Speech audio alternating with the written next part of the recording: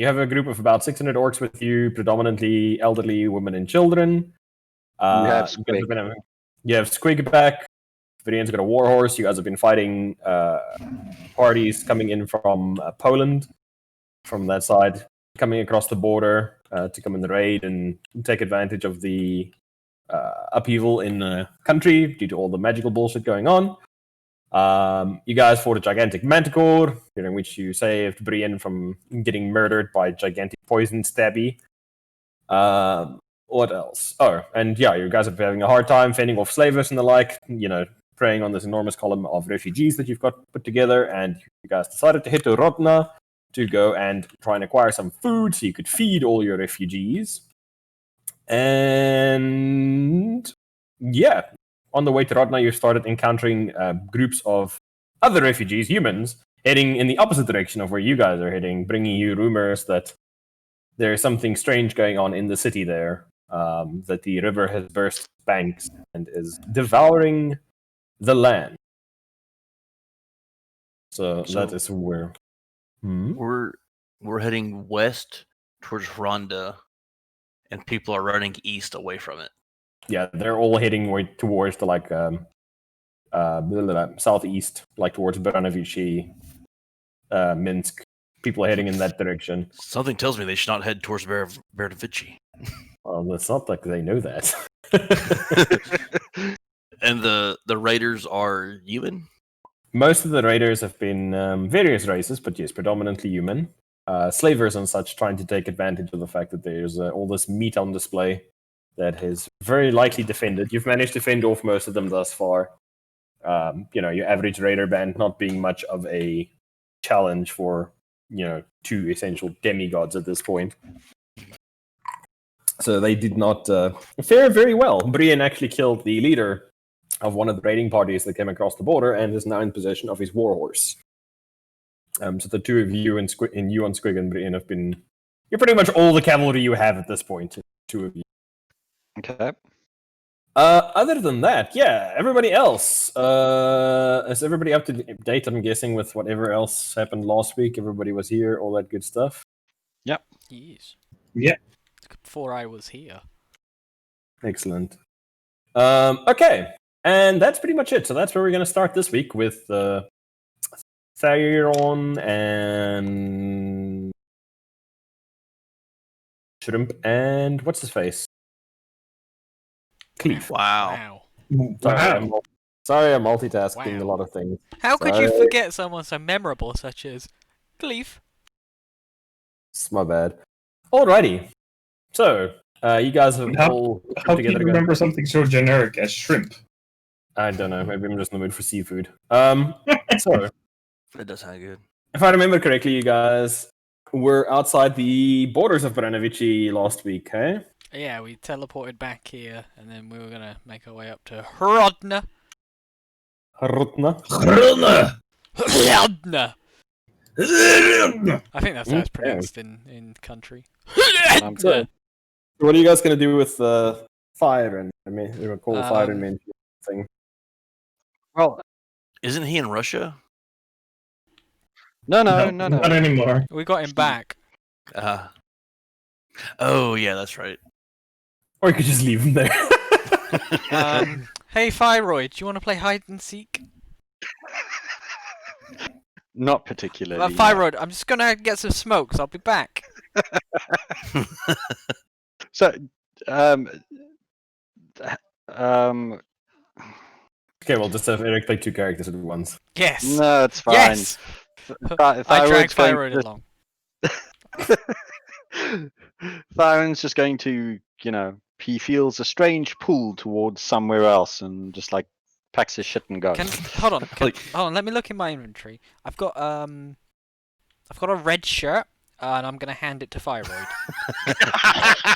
Thyroid, you should wear this and come along with us. I like how very distinguished. Thyroid had gone back to his friends and family in his homeland, and y'all teleport him back against his will, and then just abandon him.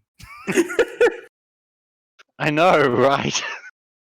Okay. I mean, well, we take like a day, and I can teleport him back. Well, Yeah, exactly. so- So he needs to come with us and wear this red shirt. Have there been some alignment shifts since I've been gone? You could say that.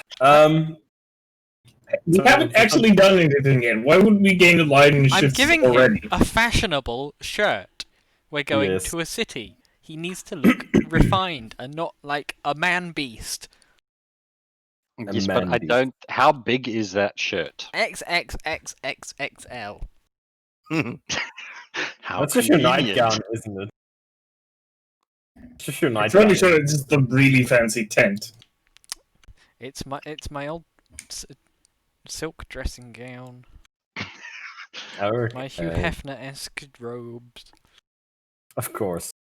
So, you find mental gens over the course of a few days. Oh, I can delete all these monsters. I'm never going to get to use them. Over the course of the next few days, teleport your comrade Thyron back to his home. Him Fumbug citing- Russia. Yes, so that he can go and do Thyron things. Him having Yeah. decided that the Feywild is a terrible place and no one should go there.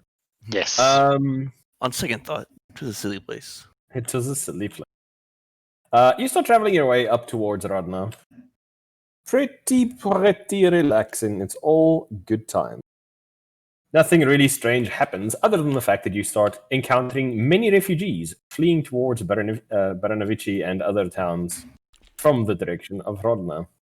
Everyone that we see going to Baranovici, I'm just gonna say, don't go there. Is that it? And you're not going to give them like any other background? It's like, don't go there. The orcs wrecked the place.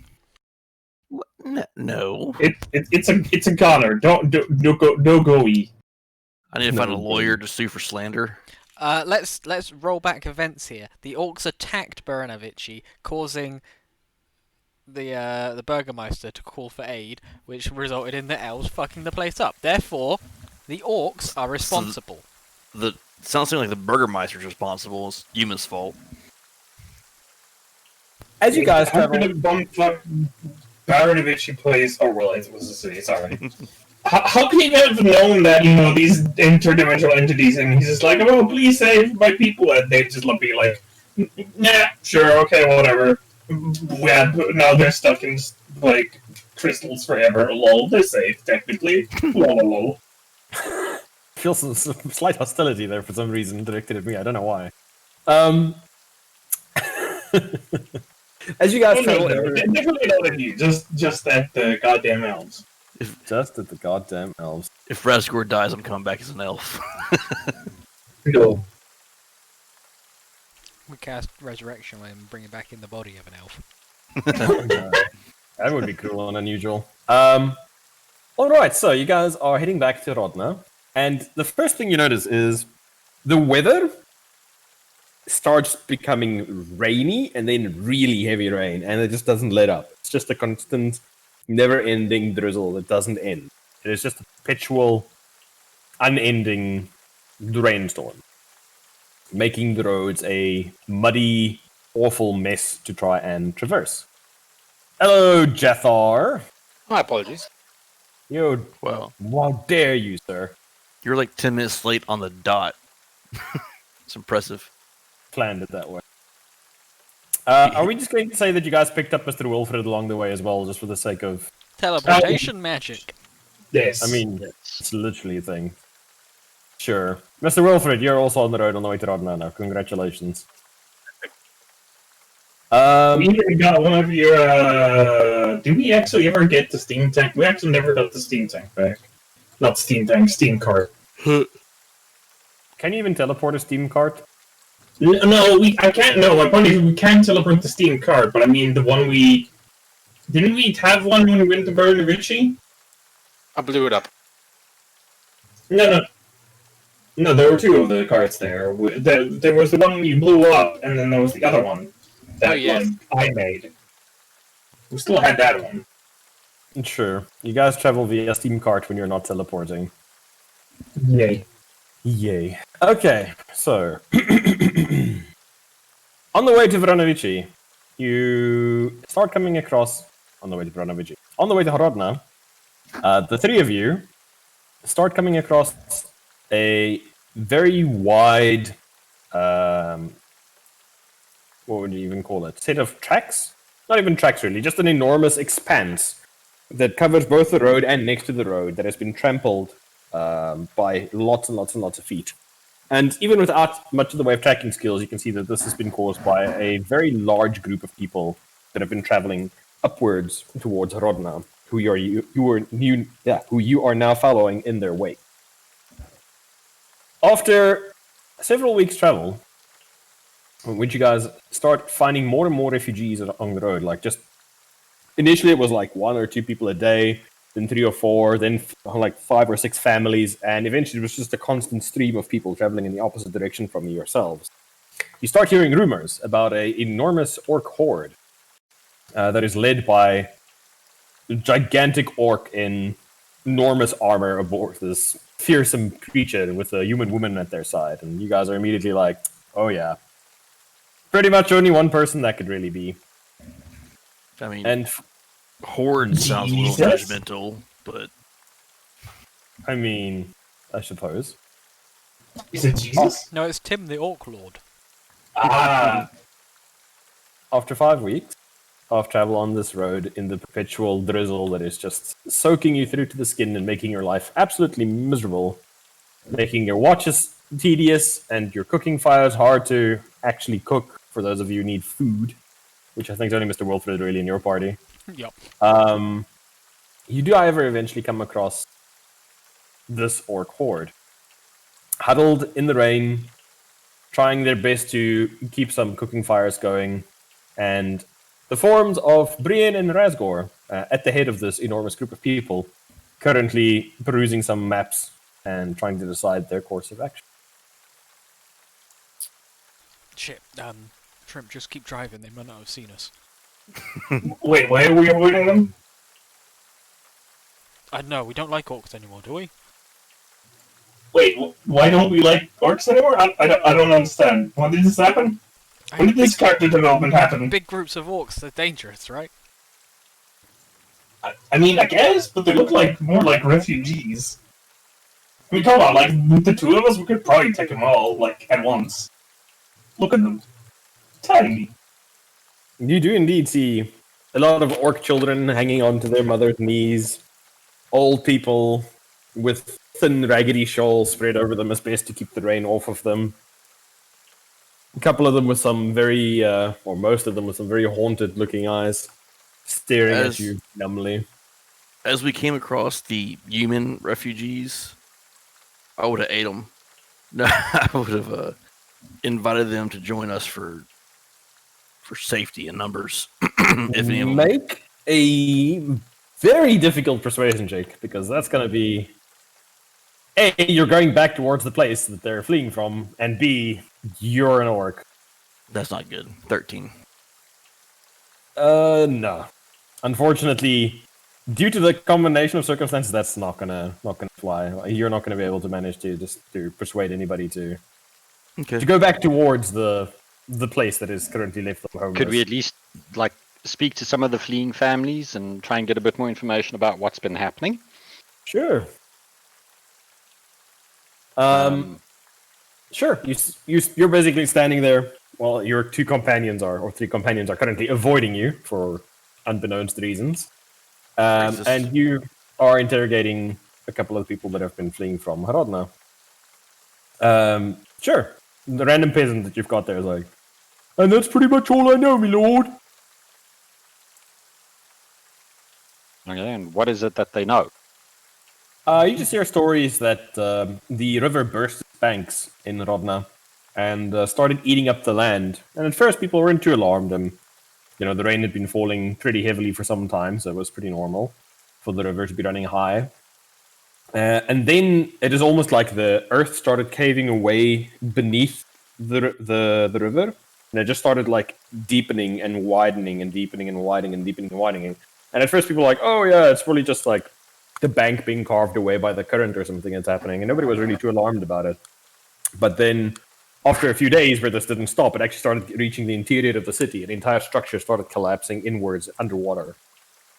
And there's now essentially a very large lake that is ever spreading where Rodna used to be.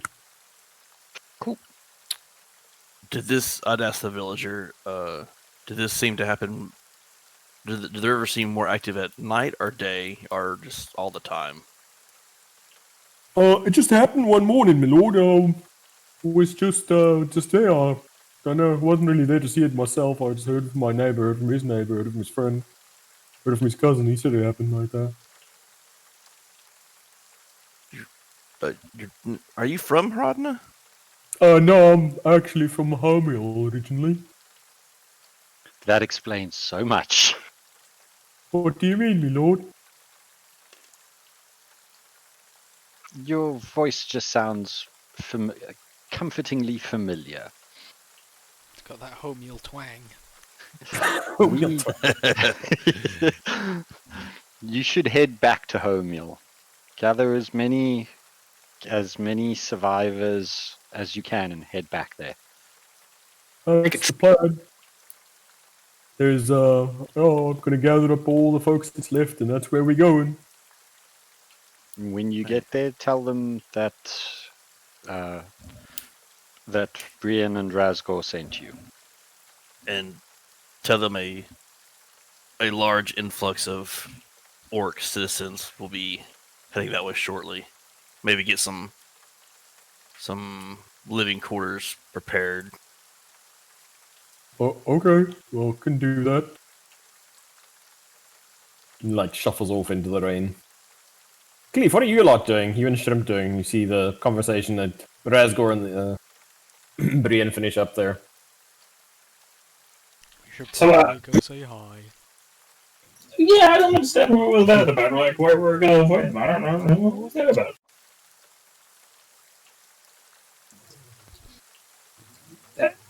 Please, hello. This isn't a phone call. I can still see you ignoring me. Cleve's looking around. What? Oh, a bird. I used to. I'm just like, what's up, bro? What's up, bro? It's, Do we see this lot on the Steam cart?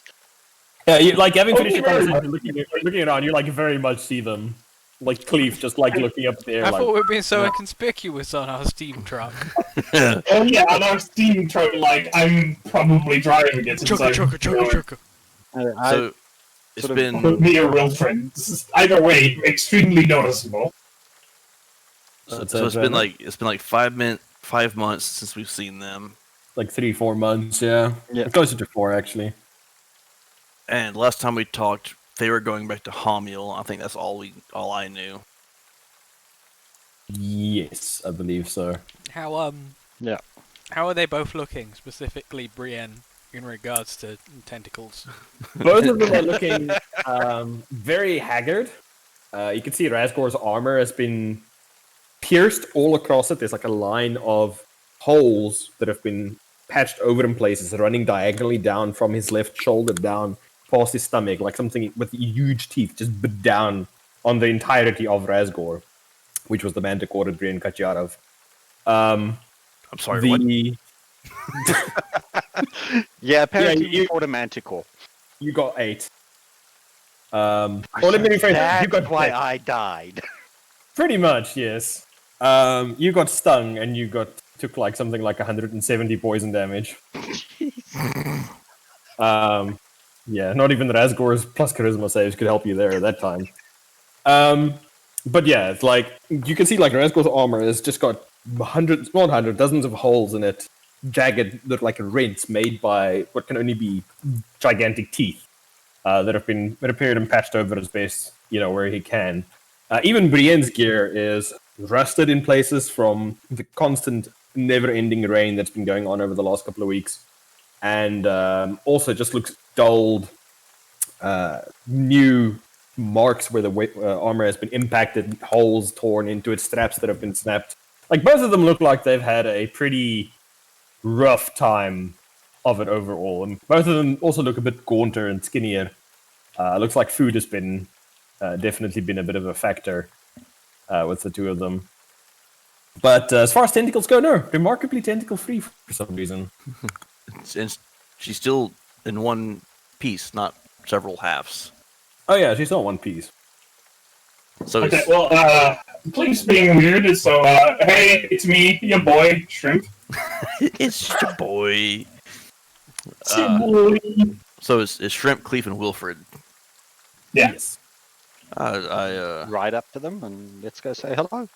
Looking as fresh as the day you left us. Pretty much. Greens, I They look- didn't expect y'all back so soon. How fares Hamil? Hamil's doing fine last time I checked. Doing good. Stuff's being built. Games are fighting each other, becoming strong. They fought goblins and shit. They have floating won. islands now. Wait, what? They had floating buildings last time we were there. They did? Yeah. When did that happen? Well, floating in the river, not like floating in the sky. Oh, I thought they were floating in the air. God damn it, what the hell's wrong with your eyes, old man? Glaucoma. They were a river. They weren't floating in air. God damn. I think I know why Cleef's kids put him in that home. Wow. Yeah. Damn whippersnappers. So yeah, anything new? I see you have a little bit of an army. Learned anything new? Fancy, cool stuff? It's I been a wouldn't fruitful call them an search. army. These are simply survivors. I didn't say an army as a cynic group. Sort of looking at everybody is like not that I'm not happy to see you all, but we have a lot of children here that need something to eat. Do you guys have anything with you at all? Supplies have been running low for weeks. I don't have that kind of magic, and I don't eat, so sorry. Yeah, I don't eat either. I think I gave my food away to somebody a while ago. You did actually. Yeah, I can't remember who. Hang on, let me check my bag, and I go through the very bottom of some forgotten pocket and just pull out a day's rations that are 3 years old at this point. I've got some rope. Is this morning or evening? It's hard to tell. It's just gray. Okay, It's- have we It's been? hard to you guess. It's probably mid-afternoon, late afternoon, maybe. It's tricky. Oh! I've got a present for Razgor. The skull of the orc that I spoke to. Mugbreaker? No, not Mugbreaker. He was some other orc. Still thought you were the leader guy. I spoke to his ghost. He died in the Feywild, tormented by elves. The Feywild. Oh yeah, Baranovici. Yeah, we went there. Yeah, shit's fucked. Yeah, don't avoid the area at all costs. Don't go inside. I put signs up all around the place. It took me like a week. It'd be like a month, didn't it? It took me weeks. So y'all got through the Feywild without going through the bloody gates? Yeah. They took over Baranovici, the elf bastards. So The that's a Feywild thing. is on this plane. Well, Well, it's not really on the plane. It's kind of like when you take oil and you have water and you put them in a cup. it's hard to tell where one plane ends and the other begins. And you can just walk in and out willy-nilly. No. Well, yes, not so much. There was a bit of a hassle to get out. Yes, but actually no. Yes. But actually, yes. You can walk in fine. You can try and walk out. We didn't go that route. I banished myself. I don't know how the other two got out. I banished them. I know the spell. Shrimp? Mr. Wilfred wasn't there. Mr. Wilfred was busy building a steam railroad. So Wilfred's like, this is news to me. No, but that's why Brian's asking. Oh, sorry. Remember, she doesn't know about Thyron and what Deus Ex Machina. Oh yeah, we met some people. One was called Thyroid. Adventuring wasn't for him. He went home. I don't really know much about him. Then the other guy we know even less about because he was in the inn at Homeal, and I think that's all we saw of him. Yeah, I think we might have forgotten him in Homeal. I think he's probably there just waiting now. Being forgotten is probably what he'd have wanted. You guys teleport and just forgot to grab him. Maybe? We met him for 5 minutes. He wasn't exactly like a core member of the team. Also, Cleve got so drunk when we met them that he became a gargoyle on the roof But this of is the inn. very true. So if you really want to go back, they've got some really really good shit. Oh, I brought a keg of the. No, I just brought a round of the hallucinogenic stuff. I should have brought some with us. Yeah, but it's sitting up there in the rain, being a gargoyle, it just felt right. So I'm interested in how y'all got back from the Feywild. I've been banished before. I just went back to where I was. Well, as Shrimp explained it to me, before I applied a stone to my forehead, banishment sends you back to the plane you're supposed to be on. So I banished myself, and I appeared outside Baranovici, back on this plane. Because you see, there's kind of like think of it as like a hole in reality where the two different planes meet, and that's now Baranovici. It's like kind of like this hole. But he's still technically on the other plane, so you can be banished from there. It's magic gobbledygook. Needless to say, I do magic stuff. My head hurts. It's magic. I don't know how to explain shit. Well, we've heard. Alive? Is Jathar even here? I'm here. Oh, it's just been very quiet. Everyone's Mr. Wolford is fine. He's just sitting, dreaming of end trains. I believe we have collected the survivors from the vampire attack of my tribe. We wanted to check Haronda as their last resort.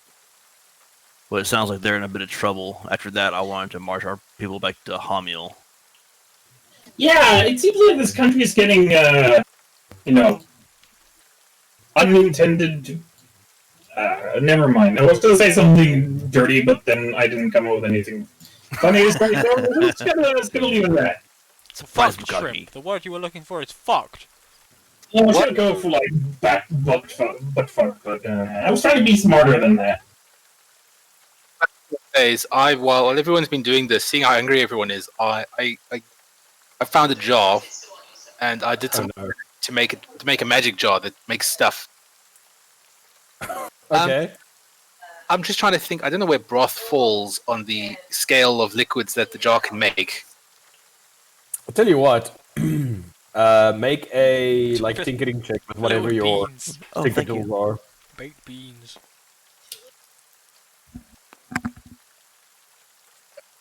11. Is that with your proficiency and intelligence modifier and all that stuff added on? That's with proficiency. 15. 15. Sure. You between mayonnaise and lamp oil, you managed to figure out how to make broth or how to generate broth from it, tuning the frequency of the magic imbuing the object. Twiddling the knobs. You just twist the jar times. How much can that jar produce? Well, the largest it can produce is 12 gallons of salt water. It can normally do 2 gallons of mayonnaise. I don't think all these people need mayonnaise. maybe like 6 gallons of broth. Okay. A day, everyone can have a cup. It's better than a poke in the eye with a pointy stick. Yeah, definitely. I'd say I see your armor isn't looking too good. Like, what kind of armor was that? Was that just normal steel armor? it was just dwarven full plate. It wasn't magical or adamantine or nothing.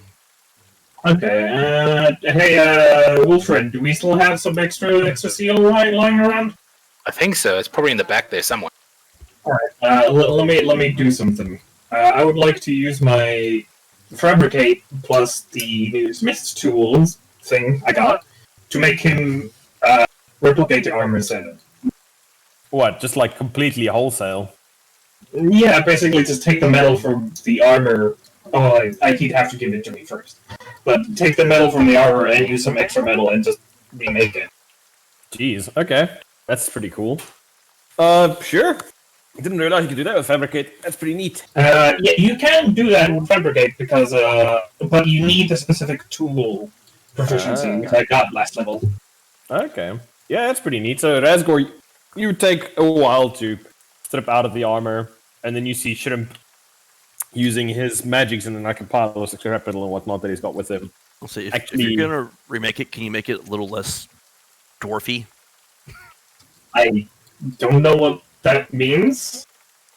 I think he wants more spikes on it. Yeah. Bones. I don't know if I can do bones. Spikes would require more metal, though. It's going to be heavier and it's going to be more awkward. I mean, Well, yes? it's less box-shaped and more orc-shaped. Sure. Let me try and make it a little bit more comfortable. Let me work my initial magic. Also, Griff, at the end of the day, while I've been traveling, I've got 3 spell slots. Whatever spell slots I haven't used in combat or whatever, I'll be using to create food and water. I assume you'd be doing something like that to help alleviate the issue. Okay, so you guys now have new set of armor for Razgor.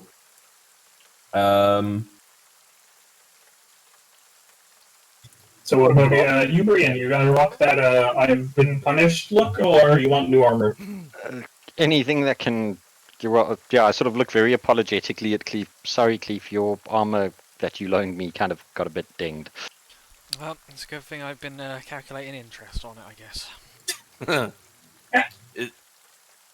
Is there a way to deactivate our characters in D&D Beyond? Yeah, I believe deactivate so. one.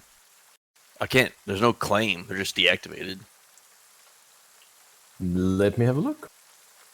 It's not. I can still get to them, but they look I mean, dead. if it's not claimed in the first place, then I think it's Hold on. same as the active. I will remove Firen. Yeah. There should also be just a leave campaign button on the... Please hold on, both you peoples. And activate Brian, confirm, and activate Raz. Okay, refresh your stuff. Yay! I'm in the campaign again.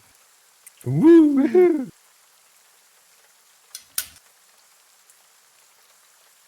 Claim your character there if you want to claim your character.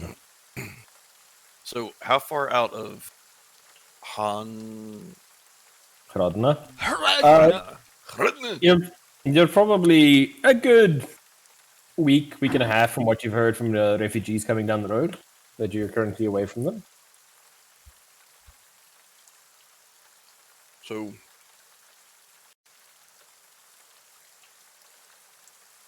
I guess after Shrimp is doing what he's doing, and I get my armor back on, I guess we'll start mobilizing the camp. Sure. Did y'all just chance upon us, or y'all heading to Harana too? Yeah, we're heading for right now.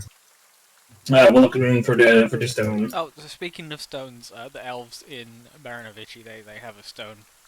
Thyroid, the guy we were with, he made a bargain with the elves, and they just gave him a rock.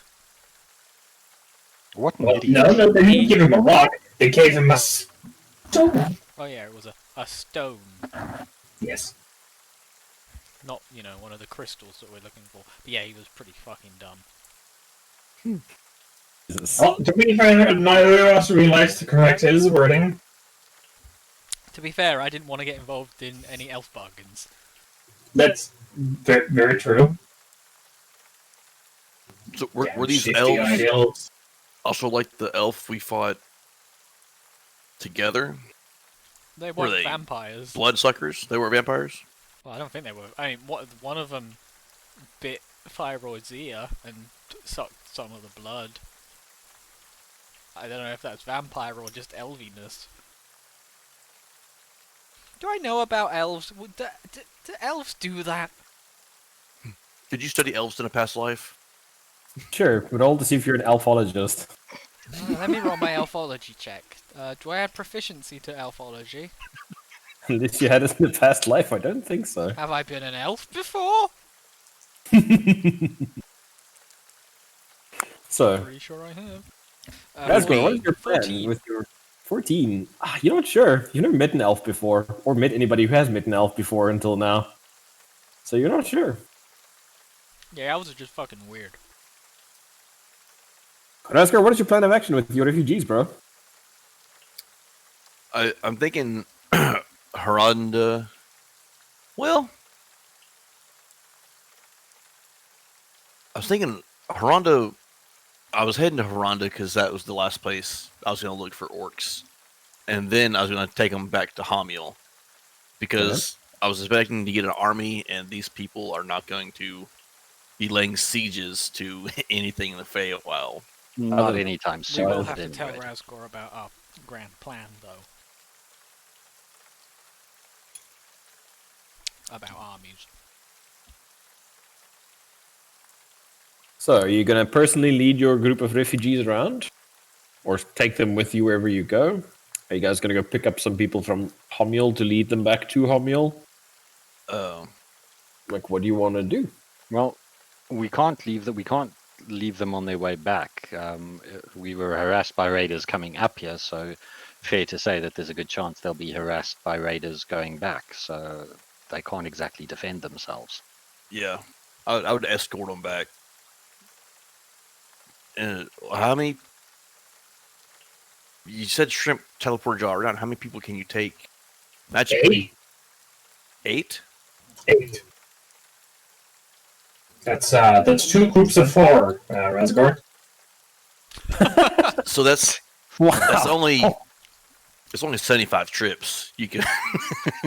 Holy And that shit, would be Razgor, how did you such a figure that out so quick? No, that would double. Use his fingers. Yeah. All 84, all 75 I- of them. I took my boots off. Well, it's actually more trips than that, because it's going to take you a day to get back as well. Yeah. Well, So it's 150 days, so it's like 5 months. Half a year, just get walking. Yeah. I'm gonna march them towards Haradna, but like 2 days out from Haradna or a day out from Haradna. Stop them while we go and see what's going on in the city. Sure. I'm sure they'll be fine for like a day or two. Like, how many harassers do you have? It's not like there's people just constantly looking to steal Oh, people. no. Right? Now that you're further away from the border, it's not as prevalent as it was. Can I teach the elderly orcs, like, some kung fu?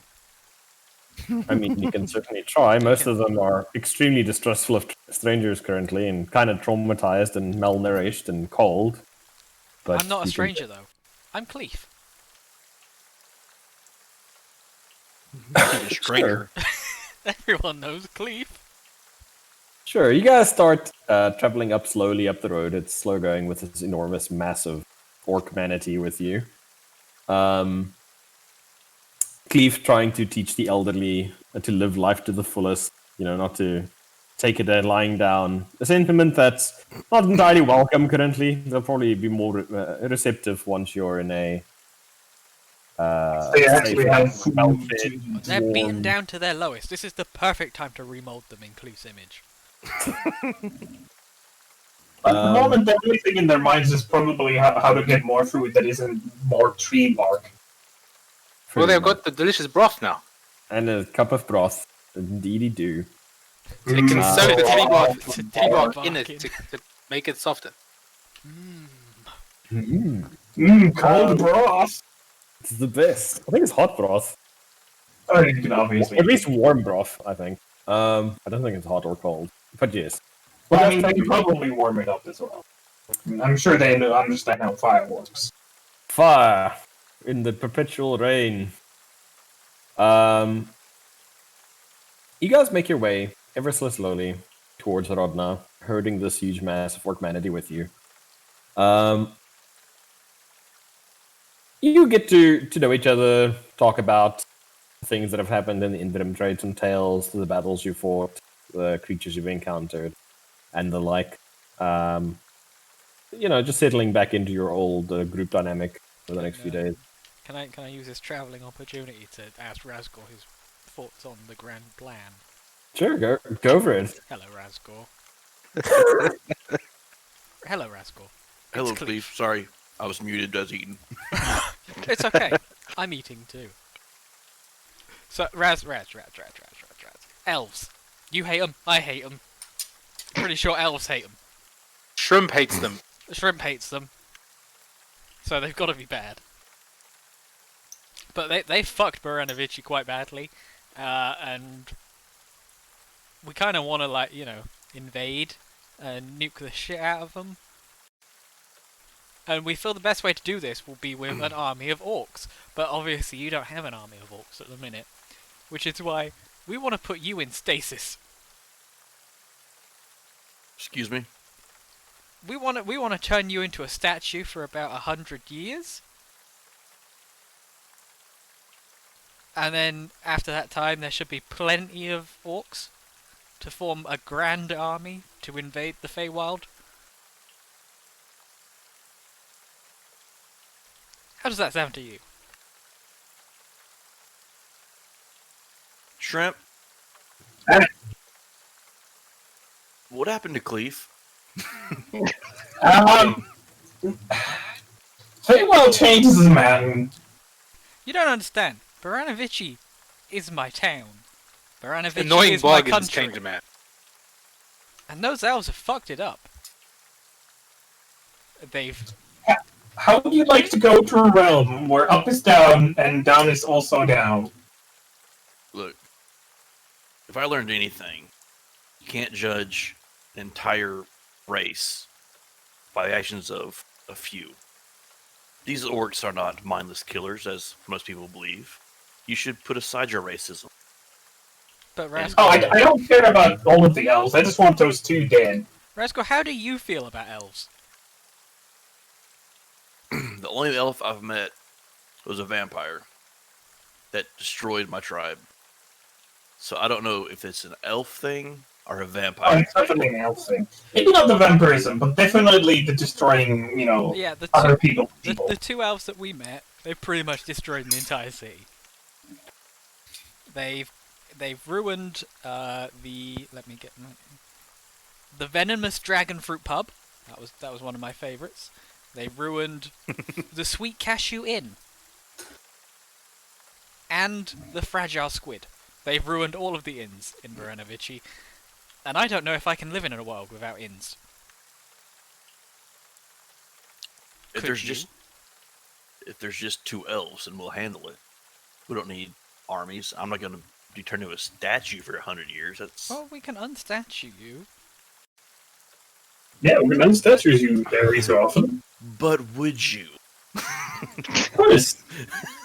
You I'm actually really impressed with Razgor's insight and...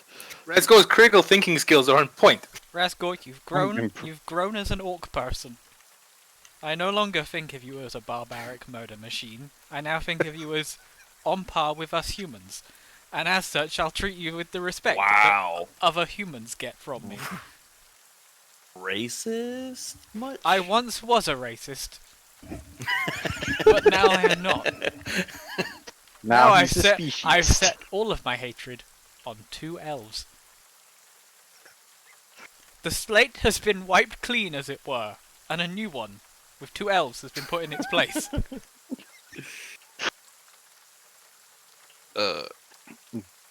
I do not wish to be turned into a statue. I say we'll go to and see what's going on. Pranda.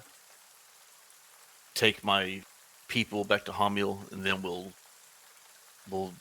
travel to Divinity and save your town. How's that sound? Well, the plan is always there if you need it. How are you going to turn me into a statue in the first place? I point at Shrimp. Hello. Magic.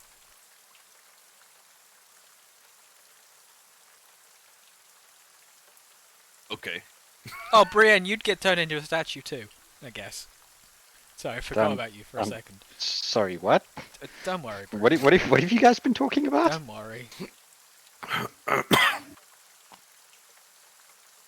So, Sort of just raise an eyebrow, and I'm like, there's something seriously changed with Cleef. Gone is the happy-go-lucky, carefree man I have known. He seems to have been replaced by this horrible, cynical. Just what happened to you, Cleef? It's been. Could your life really have changed that much in 5 months? He was inconvenienced for 3 days in the Feywild. It pretty much was. Wow. I could have been doing things in those 3 days. Wait, it's been 3 days for you? In there for 3 days, doing nothing. You walk forward, you go to the same goddamn location over and over again. The same goddamn puddle we've seen there over and over again. Goddamn fucking trees. So hang on, you guys were in the Feywild for 3 days, and then you left the Feywild, and then it took you 3 months to find us. No. What? No, time moves funny in the Feywild. Yeah. Ah, okay, right. We were in there for 3 days, and it felt like 3 days. Oh yeah, I've been spying on you guys this whole time, because I can do that now. Yeah, we knew you were going this way. so Rest Yeah, were just those 3 days sister- really put us off our plans, you know? Yeah. Those are 3 days that Brienne just sort of like raises her eyebrow at this. This is like, okay. Yeah, something I look at Brienne, and I'm Yeah. just thinking about the months of walking and traveling and gathering these broken people. Like half a year of toil and trouble, and these whiny bitches are complaining about 3 days? Yep, pretty much. You weren't there, man. You don't know. You don't know. You don't understand. Logic doesn't work there. Me and Shrimp have deep psychological scars from the Feywild now. 3 years there, or 3 days there, might have as well as been 3 years with how much we achieved. Achieved nothing. Even walking the possible. You know what? What the best thing that happened in that fucking forest was? I pushed over a mirror. That's fucking it. We didn't do anything. I set some of it on fire, but it probably did nothing. You may have seen Next the you'll be rising telling- smoke clouds. Next, you'll be telling me that you guys fought a dragon in there. Oh, we did see a dragon. Yeah. Well, Okay. that wasn't the real dragon, though. That was just the elves fucking with us, though. Yeah. There was a dragon that, it was like an illusion of a dragon that was threatening some illusionary peasants, probably these elves, to make us all think all wacky-like. Trying to find our weaknesses, so we decided we ain't playing these fucking games. We were done with these games. I walked in, I asked the dragon where we needed to go, it didn't tell me, I walked off. I had beyond caring at that point. How do you know it was an illusion? Because of course it was!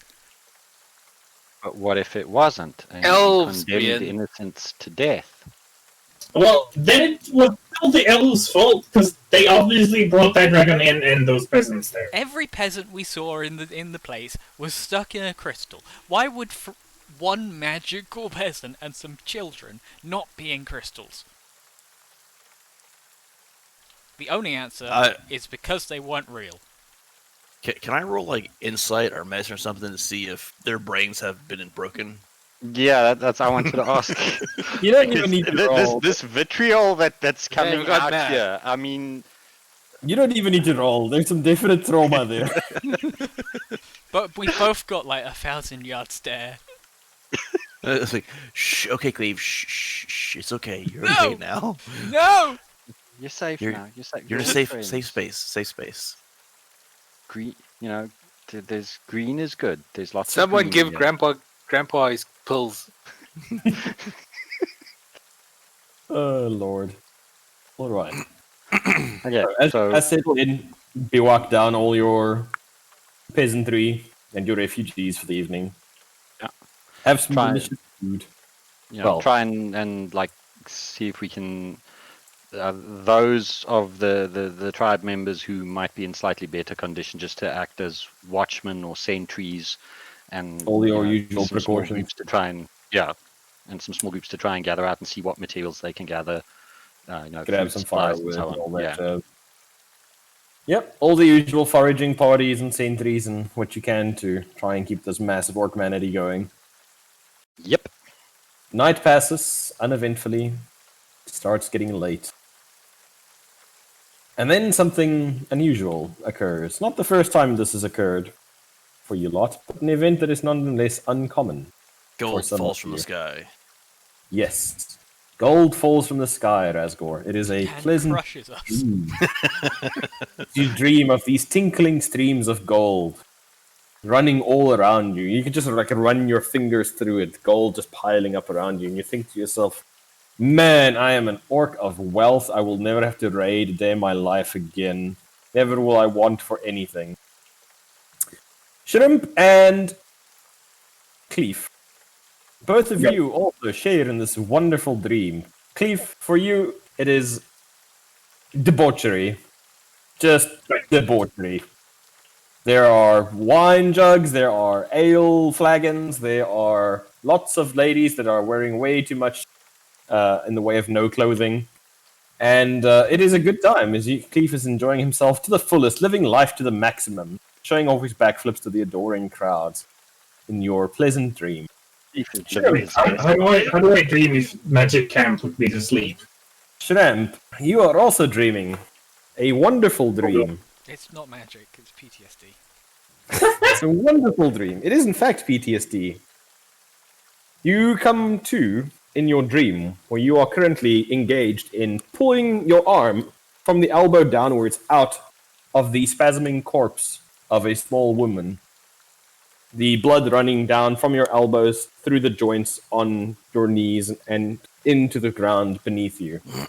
Your form, obsidian, dark, cold, and now more jagged, chipped in places, like you've not seen maintenance in some time. And as you step away from the corpse and walk to the next person, you glance around you now, looking up from the ground, and you see that you're in a small trench, and there are the corpses of soldiers stretched out around you. And as you close your eyes, you lift your hands up to either side of you and close your fists. You hear the bodies crunch, followed by a metallic wailing sound as you see dozens upon dozens upon dozens of steel hound-like creatures emerge from the corpses of the slaughtered peasantry around you. Which is where you all find yourself. Gentlemen, since Eric had the joy of rolling a 1, random I rolled for, or I had them roll for you and for Jathar since you weren't here start. I will quickly give you your character sheets, Oh no. as I'm going to give you some information. Eric, since you rolled a 1, you're the squad sergeant. Woohoo! You have a greatsword and an ability called Rally Troops. I have an armor Where- class. You have an armor class, indeed. The rest of you are all archers, because you all rolled fairly low. As a group, whoever's initiative can ask the rest of you to use the volley ability you will see at the bottom there, which allows you all to basically bombard an area if you want to successfully hammer an area with a lot of arrows. You can just use your current tokens. I'm just quickly going to load up the map for you lot. The Mapperoni. Those of you, or all of you, are currently awake and looking around you and looking down. Most of you are human. Men, women, just people. And you are currently sitting alongside a few dozen of your companions inside a sandbag trench. The field pockmarked with craters, many of them still glowing in unusual colors, green, purple, orange. It seems some kind of residual magic is still burning away.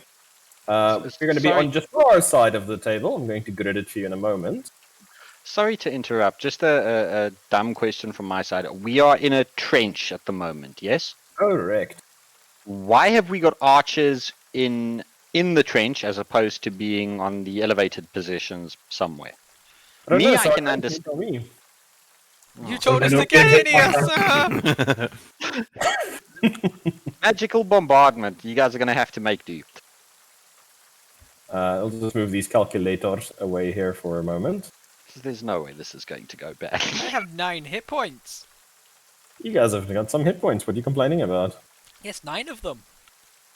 Okay, so you guys can put yourself over here by the ring where Jathar's name is. You can move just to alleviate confusion, I'm also an archer, right? Yes, everybody's an archer except for Eric, who's a sergeant. I feel like we're all guardsmen. He's the commissar about to shoot us in the back of the head. In the trench around you can see the bodies of your fellow archers and troops that have fallen. Everybody go to where Most of them Keith quite is. recently. Sorry. Just everybody, because that would be a rampart, I'm guessing, correct?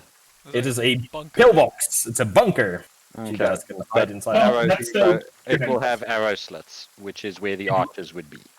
That is correct. Yes, God help sir. all of you with your new sergeant. Drop creatures in here that I need.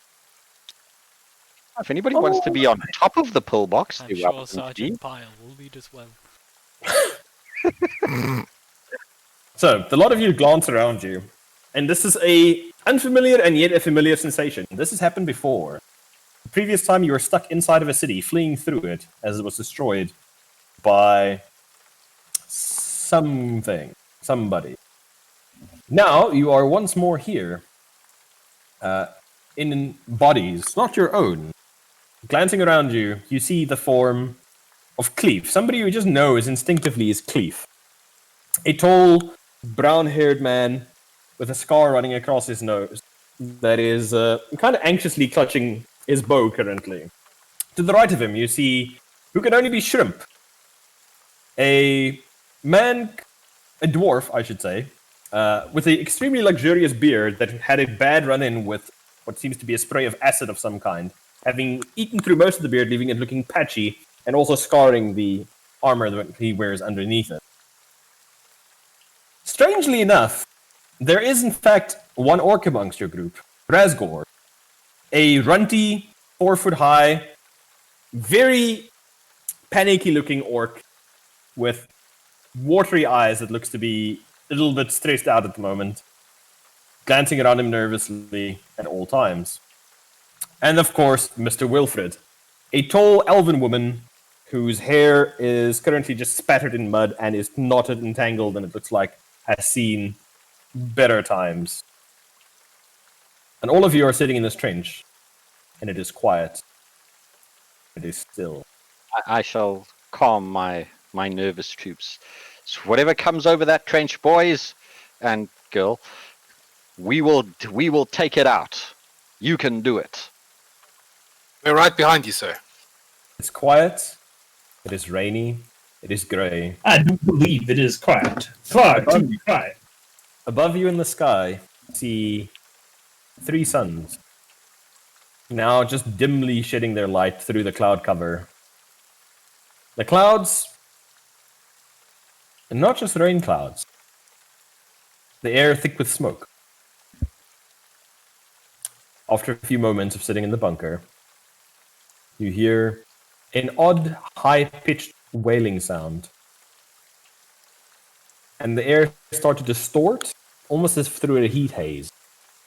followed by an enormous crack of thunder as you start seeing projectiles stream down from above. Some trailing smoke, some trailing liquids, smashing into the earth all around you.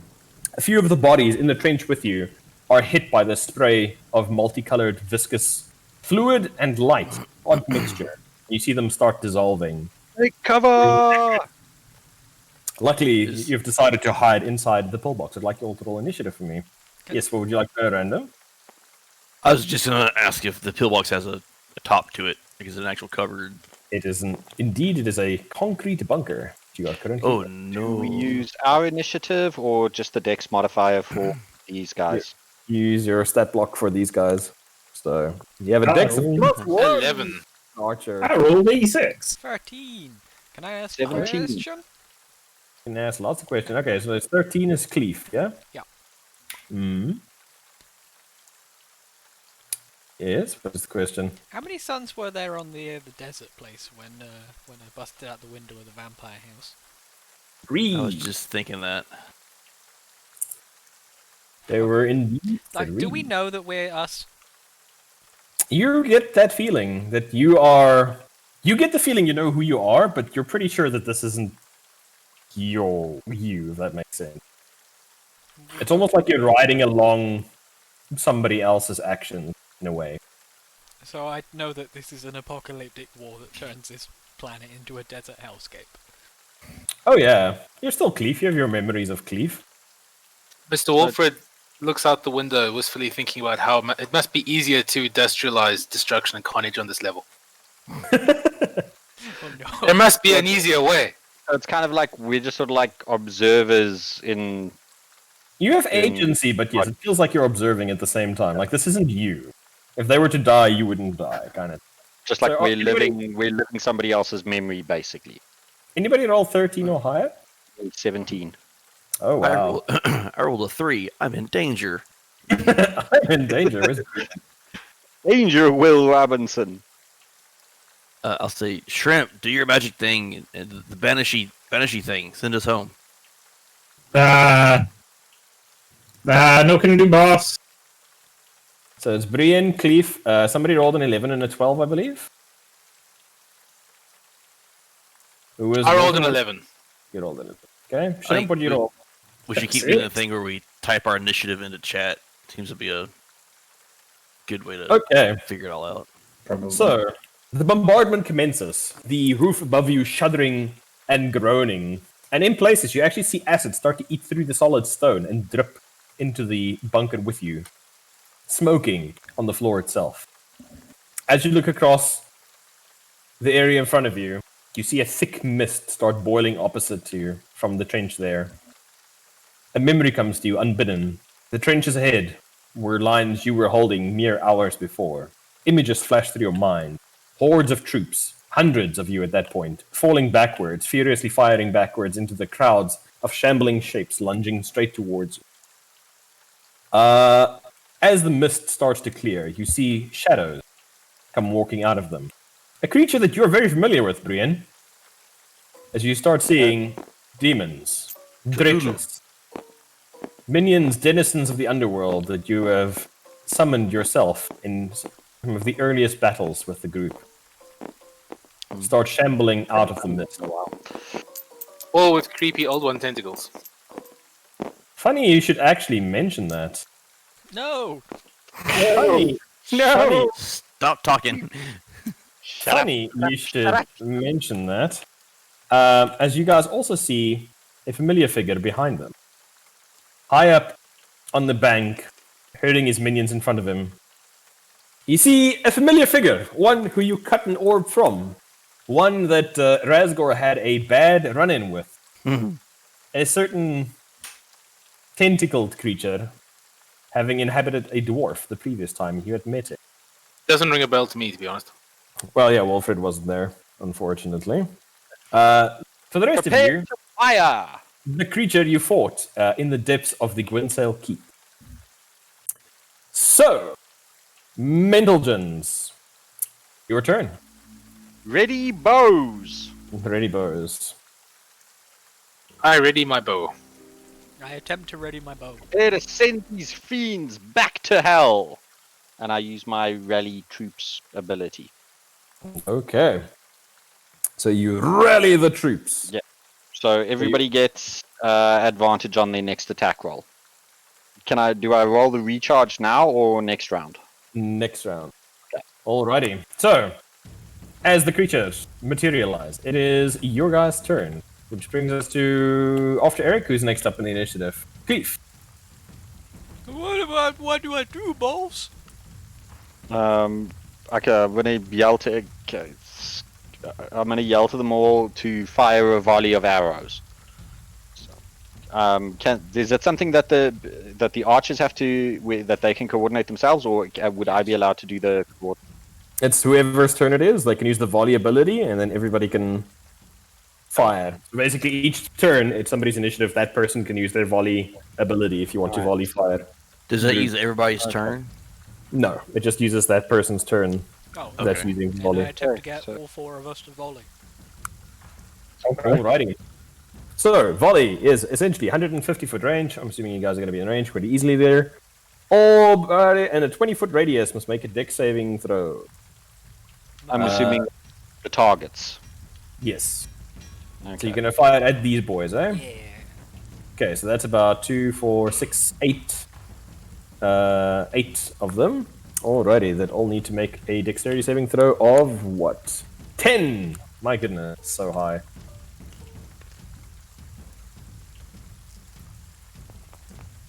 Oh, wow. Yeah, we go with the bullshit with the natural 20s again. Only one rolled a natural 20. Alrighty, roll your damage per archer firing. So it's 4d4 plus 4. 44. 17! 15 points of damage. Alrighty, On failed saves. Is they that take half. into the normal attack damage, or is that the attack damage? that's the damage they roll. They roll a d4 plus 1 for each archer firing.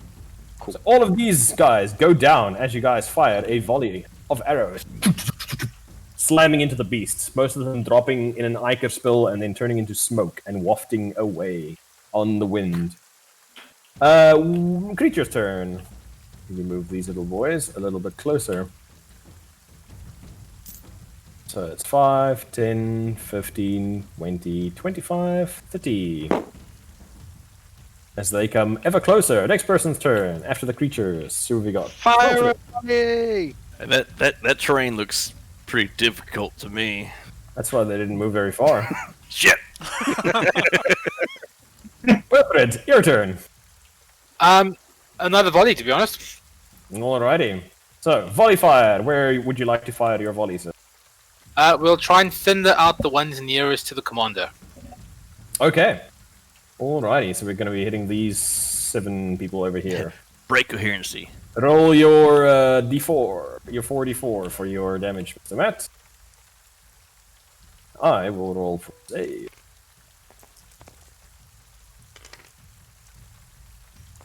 Oh my god. So it's 4d4 plus 4. 44 So plus 4. 11. 11 points damage. Alrighty. You managed to drop 3 of the fiends this time. As volley slams down amongst them. Arrows getting fired as quickly as you guys can. Right, next person. After Mr. Wilfred, who have we got up? Is it Scrimp? Sure. Oh, yeah, sorry. I thought, for some reason, my brain thought that was after Rasgar. Yeah, sure, why not? More volley. Sure. where Seems you- to be effective. Yeah, I'm gonna shoot somewhere over here. Okay, same deal. Just trying to hit the guys over there. Alrighty. Yeah. So I'm going to take everybody on the far left of this group you indicated. So those. So that's 2, 4, 6, 7 again. Oof. Oh, wow. Oof. Already. Yeah, I know, right? How oof are we talking? 1112.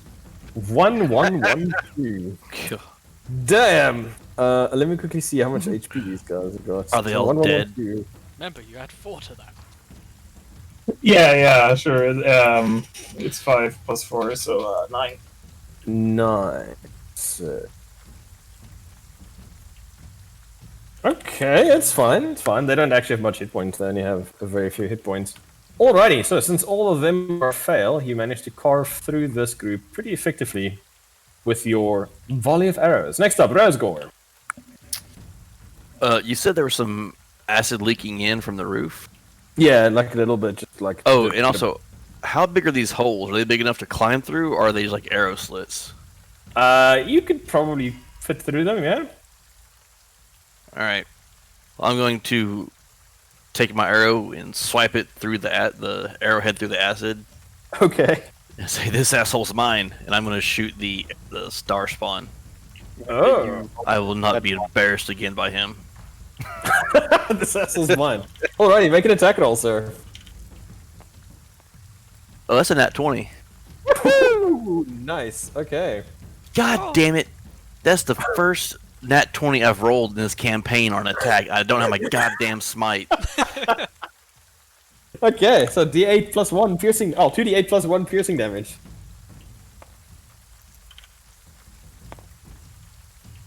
So that's 14, 15 damage. 15 damage. Right? It's and plus, then it's plus a 1, little bit right? of acid. Yeah. Yeah. Okay. You Does managed to actually, like, line the shot up, and you're like, screw this volley fire nonsense. Aim carefully, loose. And you guys are all kind of like, what? I thought we're volley firing, like, for a moment. And you see the creature, like, lift a hand up and start gesturing with the spell. And as he does that, you just see the arrow punch straight through the palm of his hand, interrupting the magic that he was going to cast. Do we just hear? Ow! Fuck! Yes, does anybody speak of Abyssal? Yes! Yeah. You hear, ow, fuck! As the arrow punches through the palm of the creature. Okay, that brings us back to the top of the initiative order, which is going to be Brian. Sergeant Brian. Okay. I sort of yell to everybody, all right, everybody prepare to fall back there just behind the thing where Jathar's name is, to follow the trench out that way. So I'm yelling for everybody, okay, ordered Fall retreat, back fall against back there, cover each other. wall writing. Yeah, Okay. well, into the inexplicable floor writing, and I step out the pillbox and draw my sword. Anything comes to here, I'm going to cover my troops. Look at the sergeants, always the first ones to fall back. Alrighty. 5 or 6 for your recharge or nothing? He's a Three. the safest Kane. Of Cleave! Caiaphas Kane, hero of the Imperium. Cleave, what are you doing? Seeing as I haven't actually made an attack roll yet, do I still have advantage? Sure. I try and shoot the bad man. Shoot the bad man. Okay, go for it. Move after you've attacked, please. Follow your sergeant's For instructions. fuck's sake, advantage, come on. Come on. What's your bonus there? Plus 1, what's it? Plus 3, To 16. hit. 16. Give me a moment.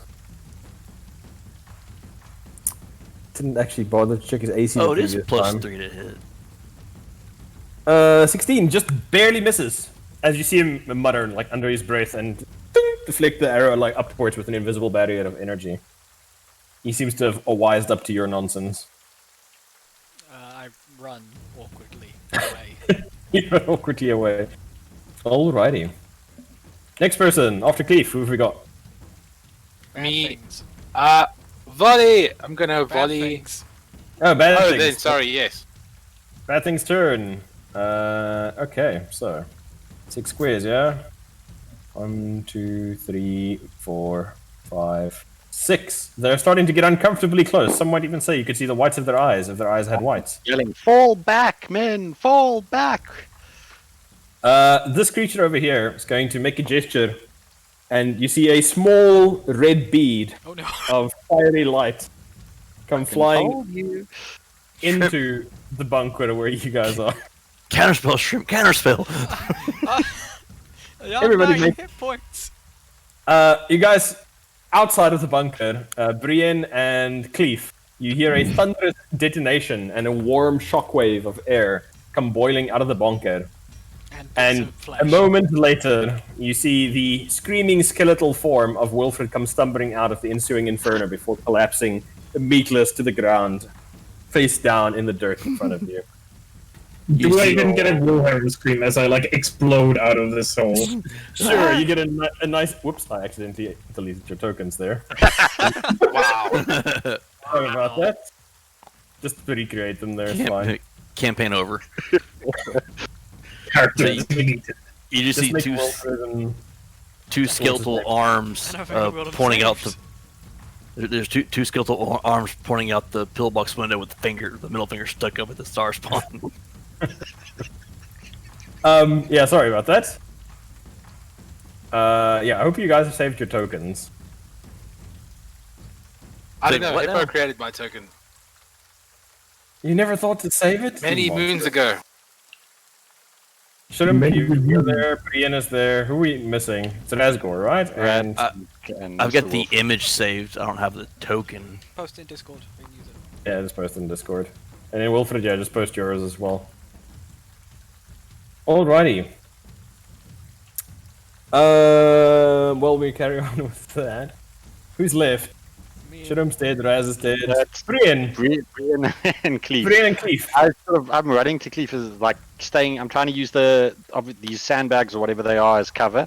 Running to Cleve. And, let's go. Let's go. Let's go. Draw my sword and I'm gonna cover him and we're gonna move together.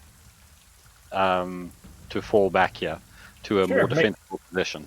Make a dexterity check for me, please. So you run backwards there. 15. 15. Almost good enough. As you run, a hand suddenly grasps up out of the dirt. And what's your AC? 16. 16. Let's see if he manages to pick a nibble out of you. There's Raz. He bites you for a mighty 4 points of damage as a creature suddenly lunges up out of the very earth itself, moving to block your retreat from behind you. Cool. Can I see if That my makes troops is recharged? Sure. Roll your d6. The creatures move to intercept you. No, it hasn't. It has not. Can I attack the creature that grabbed me? Sure, go for it. With your mighty multi-attack of 2. I rolled a 1. Nice. Second attack? Do I have 2 attacks? Wow. Yeah, multi-attack, Sergeant. Wow. 8 to hit. Nice. Unfortunately, not quite high enough, though. Alrighty. Cleef, behind you now. Creatures are digging themselves up out of the earth itself, blocking your escape route. What would you like to do? Cleef's just gonna like stand up on the parapet and just start like shouting, "You sons of bitches, take me!" and start loosing arrows all over the fucking place. Yeah. Make your attack roll. Are you doing an attack or a volley fire? Well, there's not much You got a point in volley volley. firing. It's just me, not really a volley. Well, 1d4, man. 16. 16 is a hit. You could be motivated by your impending death to feats of heroism and doing a Robin Hood and multiple arrow kind of bullshit. I don't know. I did 7 damage to whatever I hit. Nice. No, I'm just You firing fired all over the wildly. fucking place. You Plus managed to screaming. drop one of the very surprised-looking dritches while you're screaming with your And eyes then I closed. run it. Smiling curiously. Which one? The ones closest to you, or the ones in the field? I haven't seen those ones, just the ones in the field. Cleef's 2, going out 3, blazing. That 4, 5. Bye, Brienne. Sorry. God damn you people look the same. Okay. What do you mean, you people? Sorry. You Do I monsters even look have the a melee same. weapon? No. No. I'll hit him with my fucking bow. Creature's turn. They're going to move up. And 5, 10, 5, 30. And these ones are gonna surround you and have a nice nibble on you, Brienne. Yeah. Sergeant Sergeant Brian, thank you. Sergeant Brienne, that's very correct. And this guy is just... make a willpower saving throw for me there, Rippo.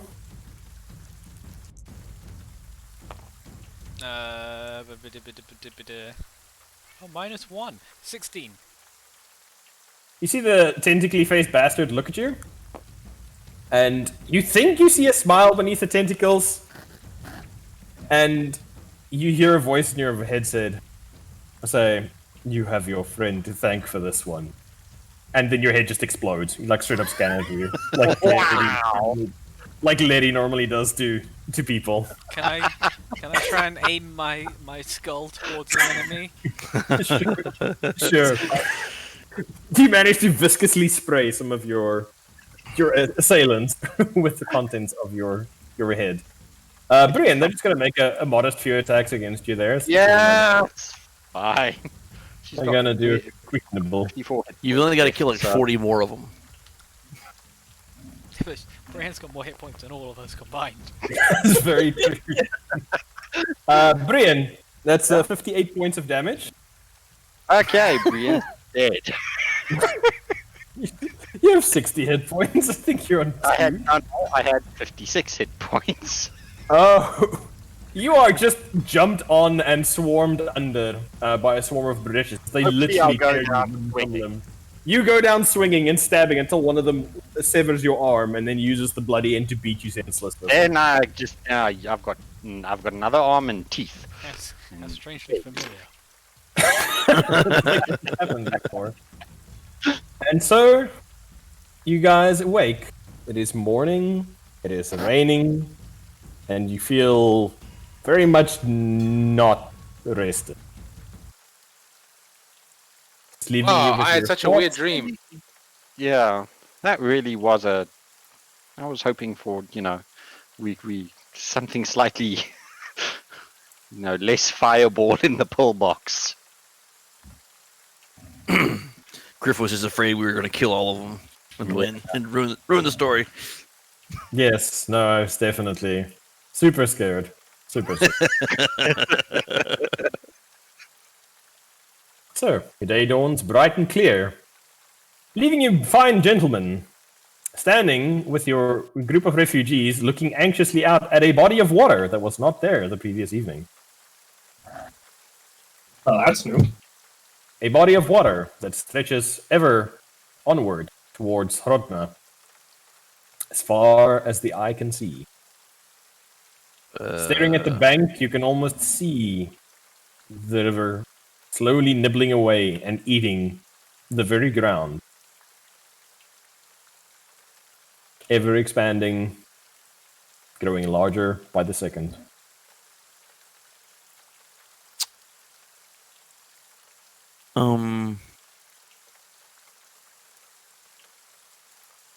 I think it's safe to say if it's like this here, most of the city is going to be underwater.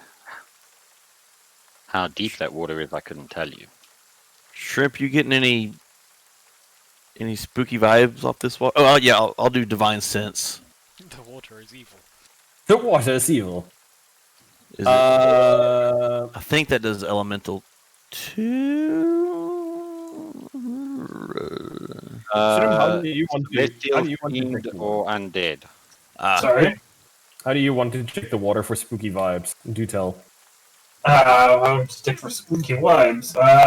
Well, normally I'd use identify, but I don't think I can identify a body of water.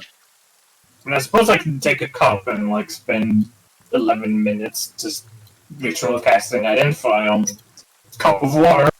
Well, Sure. Divine Sense does allow you to detect good and evil, and then on top of that, until the end of your next turn, you can sense anything affected by the Hallow spell, or know the location of any celestial fiend or undead within 60 feet. That is not behind total cover. This is not any of those things. It appears to be Shit, it's neutral. salty water. Wait, salt water? Salt, It's how can salt it- Well, that ain't right. Yeah, definitely ain't right. I mean, we already knew it wasn't right since the bank of water is now here. That is also an indicator that this ain't right. Which obviously very much isn't right. Raz, could you mobilize your orcs to start digging a mound around the water to try and slow it down? You look We- around, I think you that- see the water stretches for literal kilometers. There's a lot of orcs. when these people were gathering their last precious belongings for long travel. Shovels weren't among their priorities. I thought the shovel was like the symbol of orcs. No, that was Fane. Ah, was he an orc? It was so No. long ago. Not that I recall. Coming No, towards maybe you. dig graves. I want to take my javelin and just kind of poke it in the water and see like is it melting? Is it, is anything crazy happening? You stick your javelin into the water, and a ripple ripples out, circular, running through the water. And where it is run, the surface stills and becomes mirror smooth. You hear the sound of rigging, ropes taut,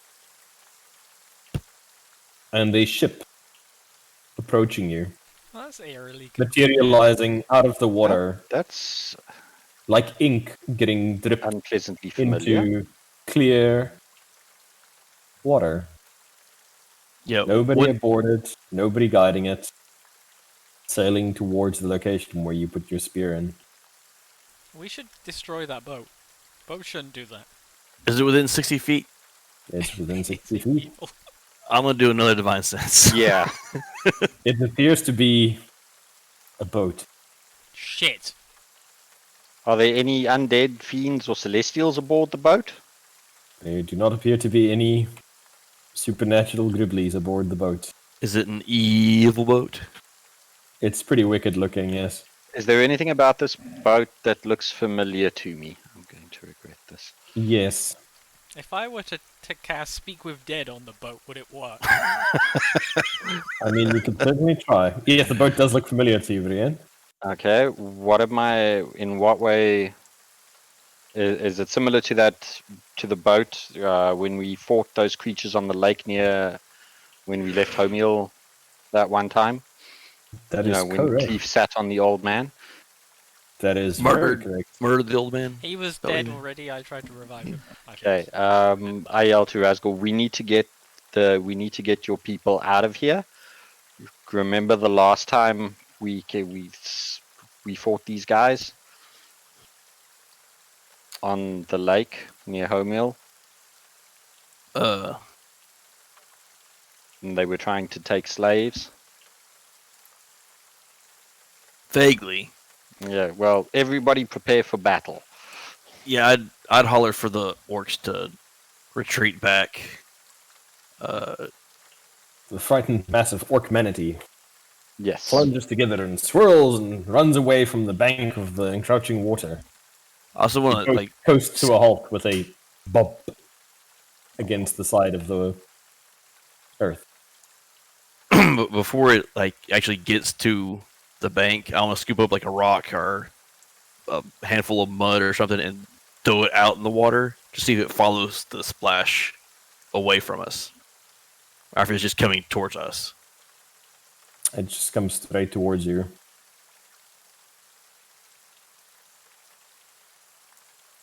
All right, Well, I'll just I interpose sure- myself between the boat and the I pull out my crossbow and peoples. get ready to covering the refugees as they are pulling back. And Mr. Wolford is confused. It's a boat. Cleve is thinking. Why is out loud, everyone looking so terrified? Am I really about to stab a boat? Of course. it's less the Moment boat passed. and more the things that are on the boat. It's quiet. The boat rocks gently in the water occasionally, but otherwise does not do anything except be a boat. Can Cleve do a long Okay. jump onto the boat? Sure. I think Mr. Wolford is going to get his robot to carry him onto the boat. Sure. Cleve, backflip your way onto the boat, easy peasy. Standing aboard the deck, it is much like you remember it from your first trip aboard it. The strange metal tubes at the side. Otherwise, completely devoid of life. Is this the exact dwarf boat we went on? Sorry. This is the boat you used to travel to the dwarves, yes. Ah, okay. What's it doing up here? I mean, yeah, it's completely opposite from where it should be. I don't trust this ghost boat. There's a little wood around, right? I mean, yeah, like soggy and very little of it. Most of it gets used to try and feed everybody and stay warm so people don't die from hypothermia. No, I mean, but there's like we're probably near a forest, right? Not so much. It's mostly grassland here. God Hence damn. the, hence the Make a difficulties boat with out of a the. lot of grass. I can't. I was gonna make like a double-hulled canoe, but doesn't seem to be that enough wood for something like that.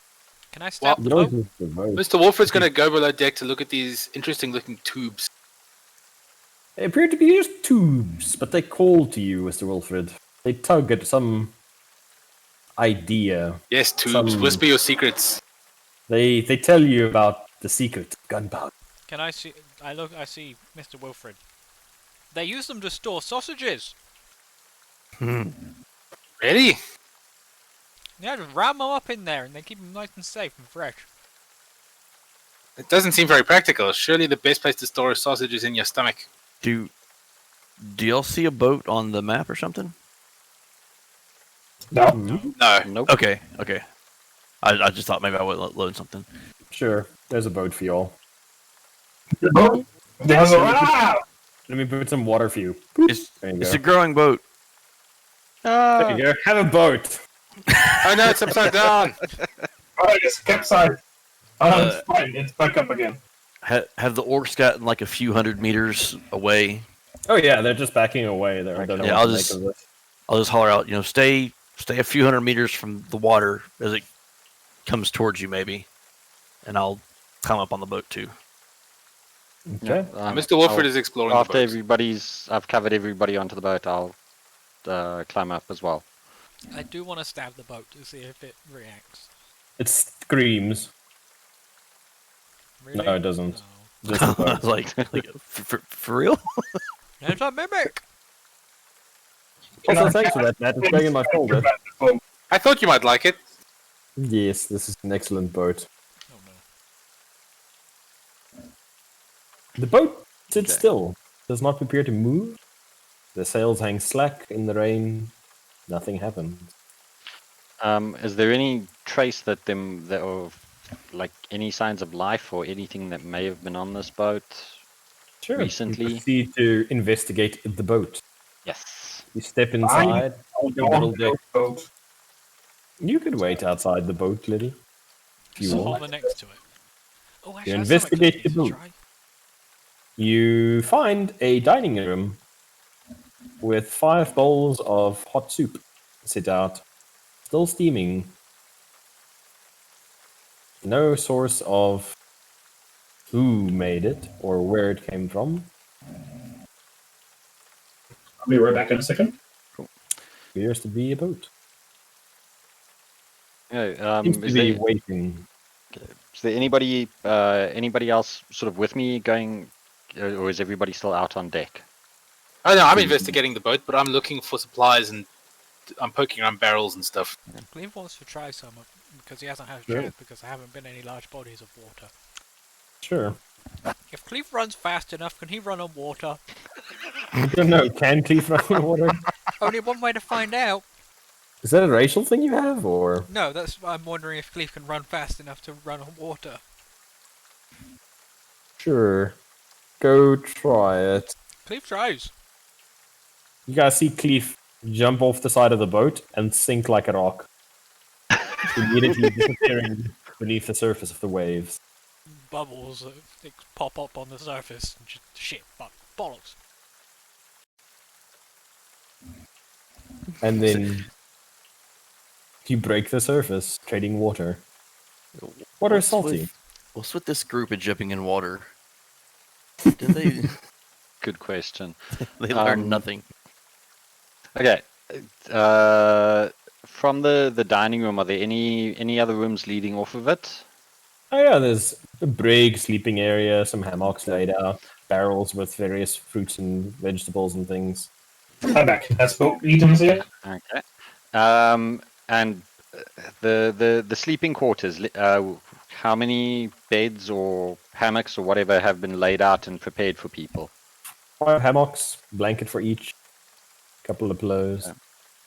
So everything I'm getting is getting the impression that there's laid out for us. So The save more us something I'm to looking make. at this, is that here. Okay, I'm gonna if to those that are still out on deck, I'm gonna head back up to the deck and I'm going to call them to me, and I'm going to tell them what I found and bring them down to show them the dining area and the sleeping area. And it's like somebody wanted us to. It's like somebody was waiting for us. I hollered down to Cleve. How deep is it? It's pretty deep. Well, actually, no, it's not that deep. He tried to swim down to see how deep it is. After almost a minute, stop trying to swim deeper. You have not reached the bottom yet. I'll come back up. Yeah, this is the magic shit. Is there a fish in your mouth? I found a cookie down there. The cookie down there. Okay. I finished exploring the ship, and I'm gonna head to the back of the ship, to the ship's wheel, and just like Well, the I wheel's just at wanna, the front, but you want to go for the tiller at the back. yeah. There's the wheel at the front of the ship. Yeah. Okay. Oh, sorry, I lie. I mean, over Those are here the in anchors middle. in front. The Yeah, ship's wheels yeah, at the yeah. back there. Yeah. Yes, they're over here. That's right. And we've Check got out. the Is there propulsion any cannons. like has has the ship's wheel been locked in place, or is it still turning freely? It's currently turning freely.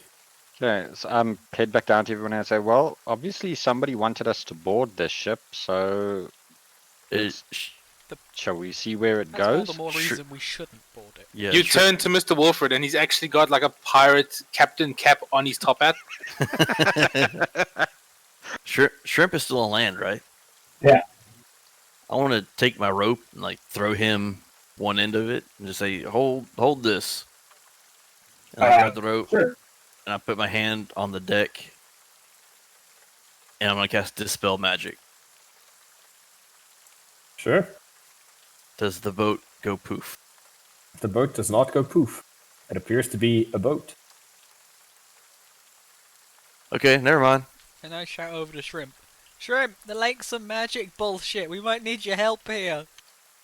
I mean, we sort of already got that it was magic. It's like infinitely deep, even though it should be like 2 feet. It's okay. It's a different kind of magic bullshit from what I was expecting. This is we're learning stuff. Science! Yes. Well, no magic. Well, let's head back to land. We've got to get somebody to guide these orcs back to Homemeal. What if Shrimp could teleport to Homemeal and come back with 4, maybe 5 guards or scouts or something, and do that 2 or 3 times? That there's a body of guards that could help guide the That people will back, take and then days. And also, Well, all of the people in Homemeal, they're on the other side of the country. Would they know their way back from here? Probably no. I mean, we need a crew. Or- We could just get the orcs onto the boat. Oh, this boat's not going to hold 600. Look, the other option is we try and scavenge for supplies here and tell them to wait for us here and hope that they are safe here. I mean, if you're only gone, hopefully, for a couple of days, it shouldn't be an issue. I mean, who would come here to raid people? I mean, who would know to raid here that fast? So Squig would still be on land. Mm-hmm. I want to try to telepathically talk to him. Can I contact him? Yeah, it's there. Okay. So it's not.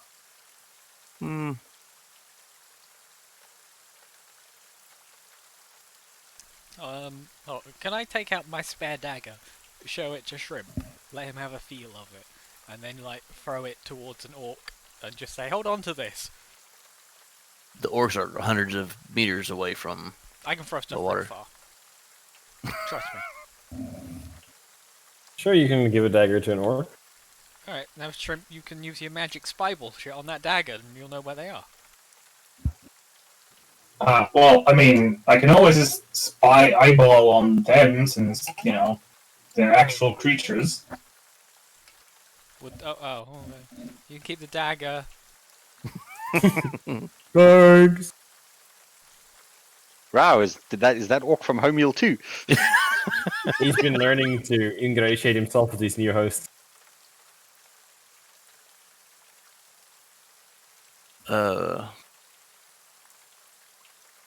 Look, it's obvious that somebody wants us to get on this boat. I'm just Rascal, it's your call. You guys can always hit up Divinity again if you want. His name's DM.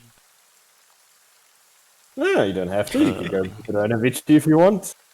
This How much you flooding love problem seems like an issue that needs to be resolved. I can't build railway tracks that float yet. I don't quite have the technology, so we need to fix this. You know what that's called, Wilfred? What? Boats. That doesn't sound nearly as cool. I- I'm working Yeah, on no, railway it- tracks that float just an inch or two below the water. I mean, that's kind of cool, but you know, boats are kind of more practical. But hey, steamboats. Oh, yes. In fact, I'm pretty sure I could put a paddle onto the back of this boat. Okay. I mean, you could probably like rejigger the steam cart to act as a steam engine for this thing. Sure.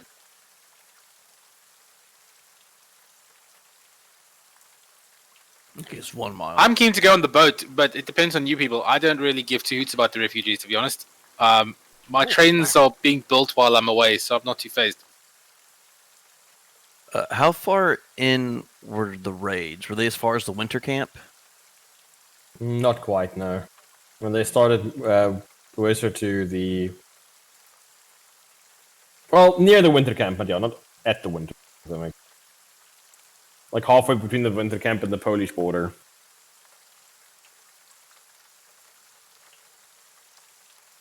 Alright. Well, we could try and... We know that Pinsk, the city's a wreck, but there'd still be supplies there. If they could stay away from the borders and keep moving, they could maybe head towards Pinsk. There's some... But why though? How long do you think this is going to take us? Dealing with this water thing.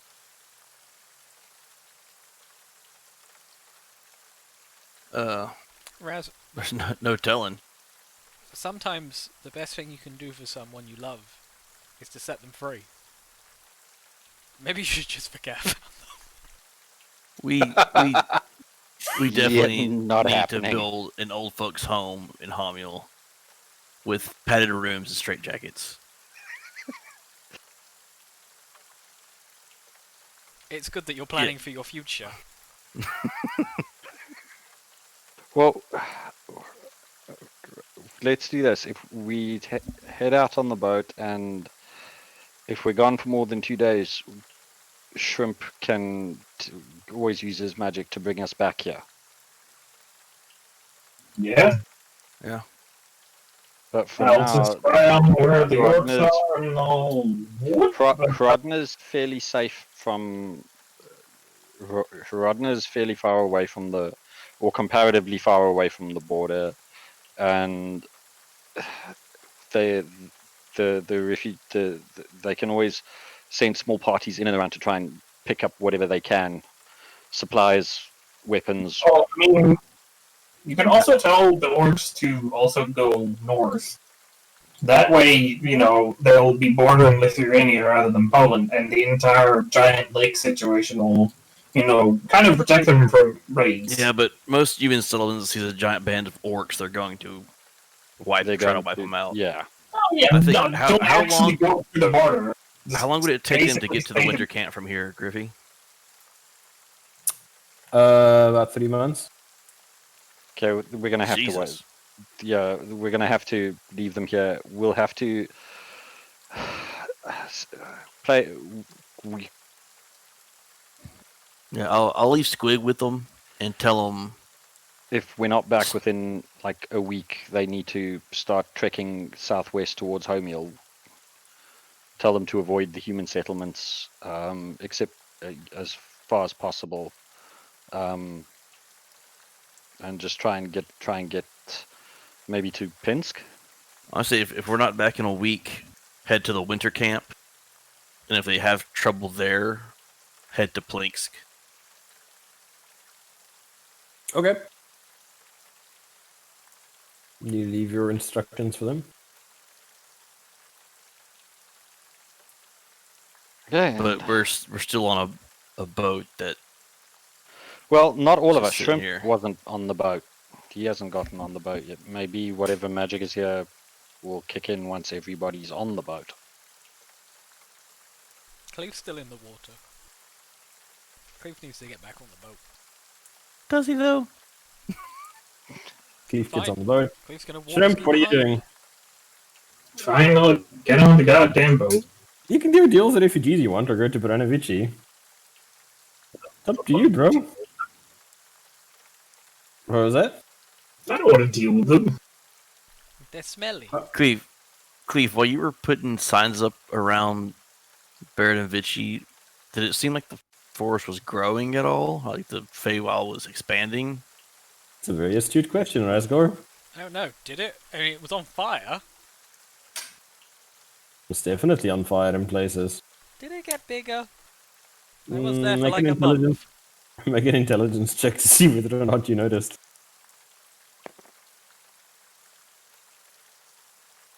Uh, 13. You think so, yeah? Yes.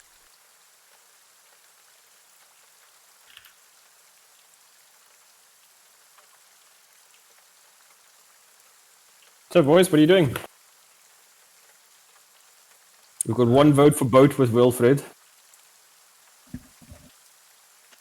Well, if Vote we've, for boat 2020, Mr. Wilfred. if we've given the instructions to the refugees to wait here for a week, then I suppose we'll be getting on the boat too. Or, well, we're on the boat, so we'll be taking it to wherever we're supposed to go. Cleve climbs to the crow's nest. Okay. Shrimp, anything you want to do? Getting on the boat, I guess. Getting on the boat. Okay. So you're all on the boat. Mhm. Sits quietly next to the land and doesn't do anything. Okay, so obviously whatever magic is supposed to set this thing off. I head back down into the dining room. Is the food still there? Is it still steaming or? Yeah. Yeah, I call out to us there. I say, well, we're all here, so what next? Boat, go. And I sit down. Are there Okay. sails or that we can The lift sails are or set. anchors we can pull up or Anchors are raised and sails are set.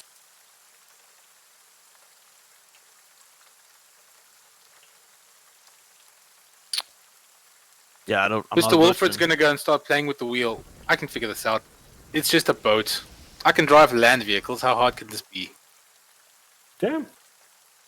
Grab the wheel, you feel a jolt run up your arm, electric in nature. Die. And then the boat smoothly starts to turn its nose towards the open water. Guided by an unseen hand. It's way easier than you thought it looks, Mr. Wilfred. I'm a natural. You are indeed a net. Most of you guys lurch a little bit as you head deeper into the ocean, and you see the land recede behind you. Much quicker than you had anticipated to do so. Before long, you can't see any land at all. Just you, your vessel, and the endless expanse, grey-blue water in every direction as far as the eye can see. This boat's got some velocity to it. Liddy, make a perception check for me. Let me perceive. I do not perceive. You don't perceive much, but what you do perceive is a little twig drift by in the water next to the boat that looks like it was fired out of a cannon. It goes like careening past. Hmm? You're A moving? twig? Yeah, like a little twig in the water. Was it like reading past as in it was flying and it wasn't on the water? No, it was. We went past In it the water. very quickly. Hmm. Cool. I sort of climb back out on deck to see what's happening because, like, I felt us move and like, what the fuck? No, it's just smooth, open water all around you, and a big, roiling thunderhead approaching you from directly ahead. Nothing else. Water. Water above, water in the sky, rain falling all around. Water on either side of the boat. Water behind the boat. It's just, if there were a theme for the day, it would be water. So how many knots are we moving at if I use the, the actual rope measurement thing? Let me have a look for you.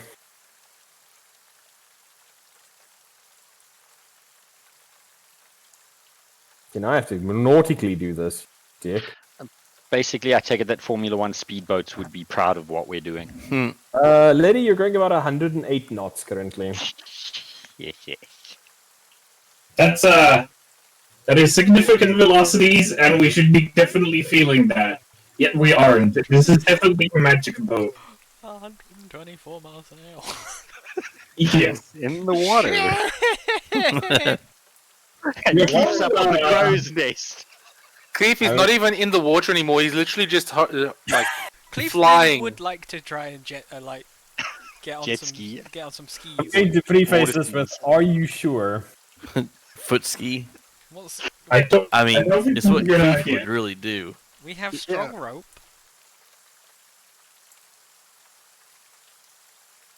Guys, I've come up with this cool new sport we can try. I don't think you're supposed to do that at 200 kilometers per hour. It was your sense of adventure, Shrimp. Well, I also would like it if you weren't sandblasted off the face of the water. As you guys say that, you plunge into the thunderhead, having quickly reached it. The hell's the boat thunderhead? moving Storm. deceptively fast. Okay. I The think we water might want to starts get below getting decks. I'm gonna I ain't scared no storm. I'm tying myself to the crow's nest. Okay, Cleve ties himself to the crow's nest. As you I wanna see tie- lightning flickering across the sky. I Almost want- dancing around the crow's nest. Yes, Razagor? I want to like tie ropes between the masts so we have like a line to hold on to while we're walking up and down the ship. Sure. The wind starts howling as you plunge deeper into the storm itself. Razgor, you going about the deck, making a make a check for me, please. Acrobatics check to see if you can keep your footing as the wind starts howling around you. The storm seemingly independent of the ship itself, the two working at odds. Ship attempting to plunge itself deeper into the maelstrom, and the wind's trying to force it back out again. The wind spraying up froth from the sides of the ocean. Acrobatics would be 17. Between the rope and the sheer footing that you have and your heavy armor, you manage to do what you want to do without getting knocked flat. So, what are the rest of you lads doing? Anybody want to have some shut-eye? Anything else you want to do while you're on your little trip? Well, I'm gonna head back below decks, and yeah, I'm rather gonna try and wait out this storm from somewhere where I'm not going to be exhausted and battered around by crap weather. I'm gonna go down and see if I can investigate how I think these intriguing tubes work. Sure, make a What is your artificer skill? It's like what? Smithing, or what is yours? I mean, I have blacksmithing, yeah, as one of them. Sure. I mean, you've built a steam engine before. I guess this is kind of similar in some ways. You're just directing heat and pressure. Do you know anything about like alchemy, gunpowder, that kind of stuff? Probably not as much. To be honest, I've mostly been working with steam engines and forging at the moment. How do you want to power your guns? Put it that way. Oh, I mean, I'll happily go into gunpowder if I can figure out how the dwarves use it. I'll happily pinch it and put it to better use. Okay. No problem. We'll say it's the beginning of an idea, but you're probably gonna have to have. Yeah, no, that's more fine. focus. Alrighty. What about you, Shrimp? What are you doing? Well, I'm just on the top deck, just Enjoying the weather. Oh, yeah, enjoying the weather. Marveling at the boat. The boot. And what about you, Cleve? Cleef is tied up in the crow's nest on lookout. Sure. Make a dex check for me. Dodge the lightning. Fine. Actually, how if he's tied to the crow's nest? Cleve doesn't avoid lightning. With Lightning avoids Cleve. acrobatics. Dexterity saving throw. Saving throw.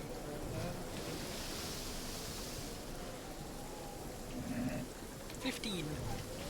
15 is just enough. You guys on the deck, Shrimp, you see lightning come forking down from the sky, followed by a delayed rumble of thunder. As you briefly see Cleve's skeleton outlined by the crack of lightning, and he seems completely unharmed. Damn, it's their invasion. You okay up there? Yeah, I'm good. I just saw you take a lightning ball. Nope, all good. Alright. I think I hear some horses. What the hell was that? Guys, somebody check on the horses.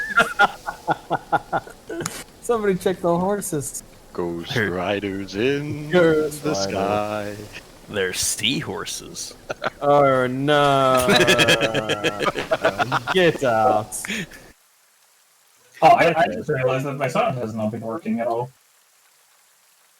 You burst out of the cloud bank behind you, leaving the roiling mist and lightning behind, leaving just a drizzle. In every direction around you, just more water.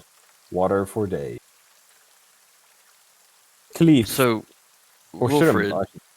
Oh, sorry. Go ahead. Yes. No, go ahead, mister. Go ahead, Random. So, Wilfred was the one who was steering the ship, right? Initially, yes. Were you steering it, or did it just go where it wanted to when you touched it? I mean, I moved the wheel and it went somewhere, so I'm assuming I was steering it. But I mean, it seemed like it didn't need much steering, so that's why I wandered off. It wasn't very interesting. Seems to be okay now, I suppose.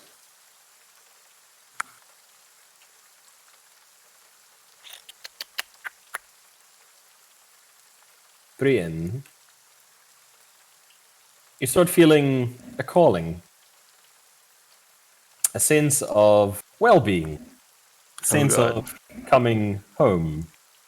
We're all doomed. Oh my.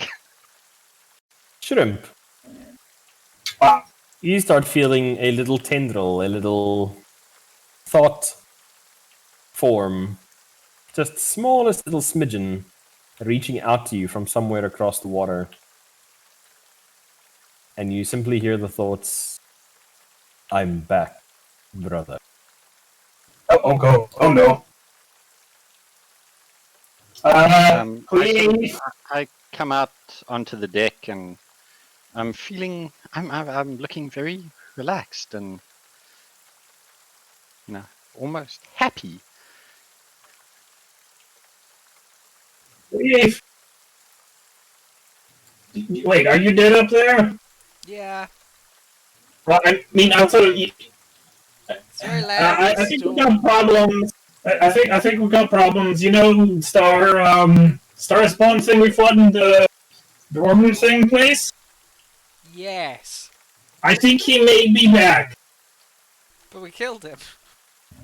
Yeah, I realize. I think he may be back. Technically, you guys didn't kill him, you banished him. I'll keep an eye out.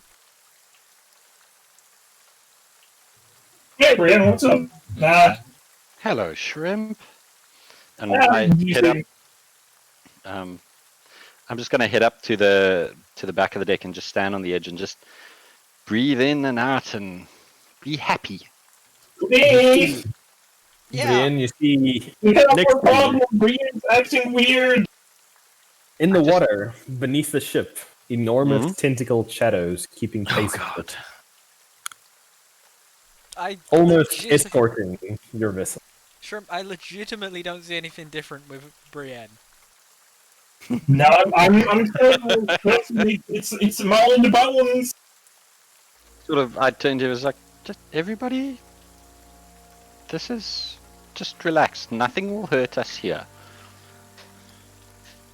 Dude, Oh, insight definitely check something. on Brienne. Sure. Brian, are you lying? To the best of my knowledge, no. I feel I'm being called home. And I Don't worry, guys. I had explain this. to everybody. I will implement tell them- plan defend against the orcs that I used on the vampire as well. I start a small fire in the bowels of the ship. Sure.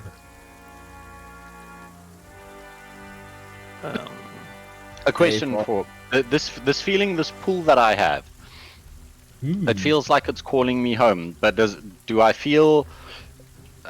Do I feel at all that my companions are in danger here with me, or that they too? You sense that at least some of them are extremely welcome.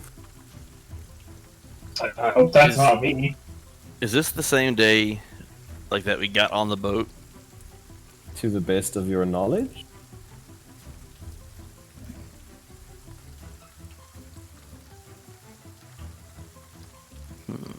What's wrong, Red? While I'm okay, I'm gonna sort of just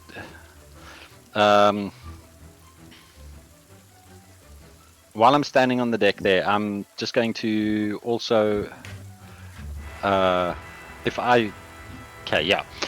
going to close my eyes and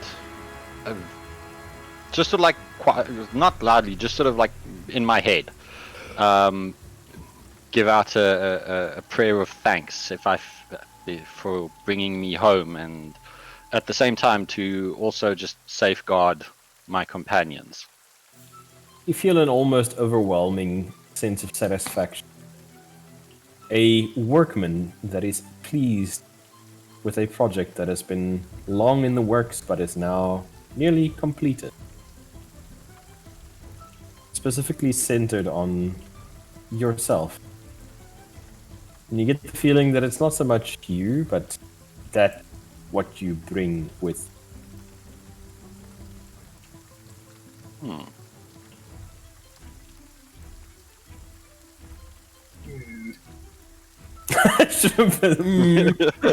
She was like, well, shit. Okay.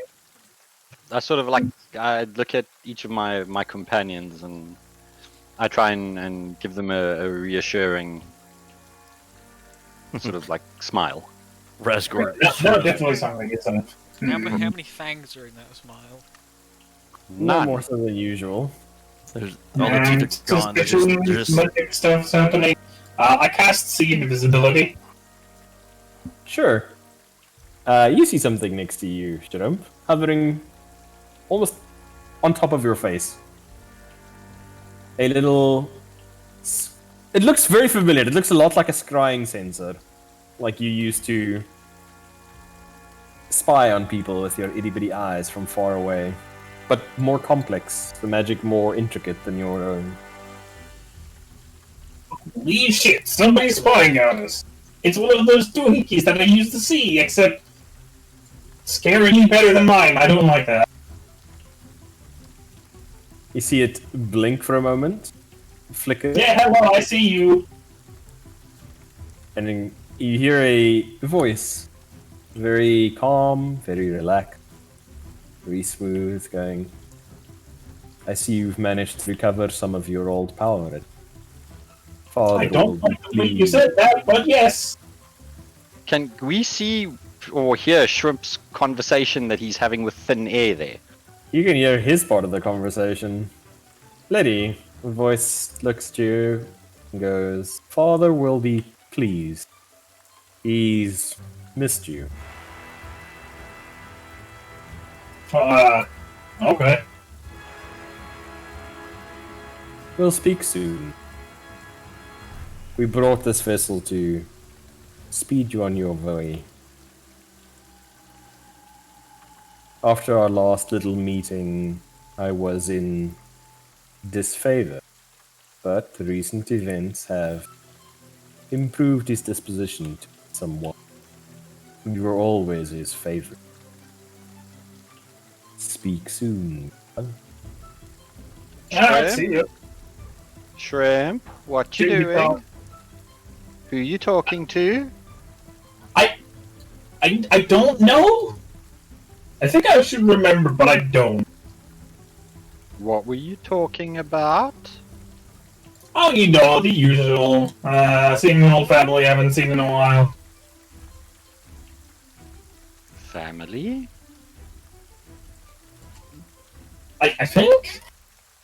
Oh yeah, they also gave us this boat to speed things along, they said, which was cool. I guess. So it's not a ghost boat, I was wrong. Okay.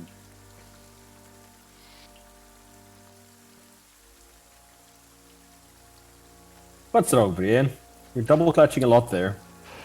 Yeah, Brienne's getting a little bit, not worried, but slightly confused because as far as she knows, her and Shrimp don't... he doesn't believe in the tentacled goodness that is the great and beneficent Cthulhu. Yet why would they send him the boat when she's feeling that she's being called home?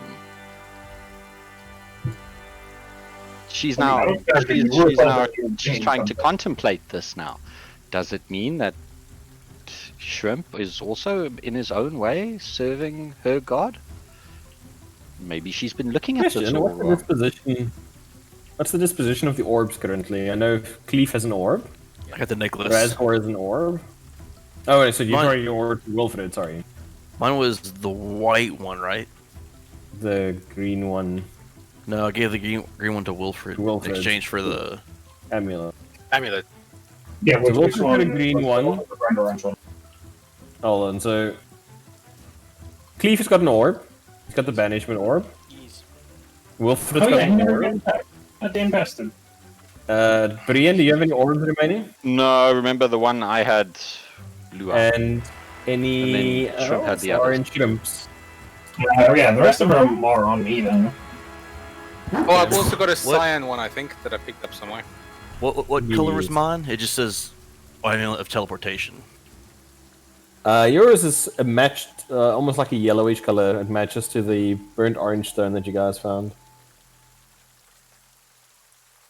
Alright.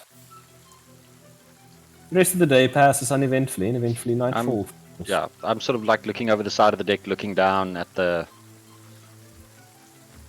Well, are those Ian, tentacles looking at the underwater? water now. The water almost froths with Yeah. movement. Okay. Hundreds of pseudopods, squid-like creatures, eyeless things, all joyfully escorting your passage towards the middle body of water. As you get ever deeper, start seeing the sky in front of you darken. An enormous vortex of clouds, mist, and ocean air slowly funneling into what gradually reveals itself to you as an enormous maelstrom. So nobody's on the wheel right now, right? Nope. I want to go try to get it and try to turn it to not be going towards this maelstrom. Does Sure, the make a ship strength check for me. respond? Wow. Did you Can just straight up apply that. strength check? Yeah. Athletics? Nope. Straight up main strength. 15. You heave against the tiller. And you think you managed to get the boat to move, and you see the rudder change, and you see the boat start to slowly change direction away from this maelstrom to the left. As you almost hang off the side of this thing to get it to move. And then you feel an enormous shock run through the boat, and a dull, booming thud as something with an enormous body hurls itself against the side of the ship from beneath, correcting the course back towards the maelstrom.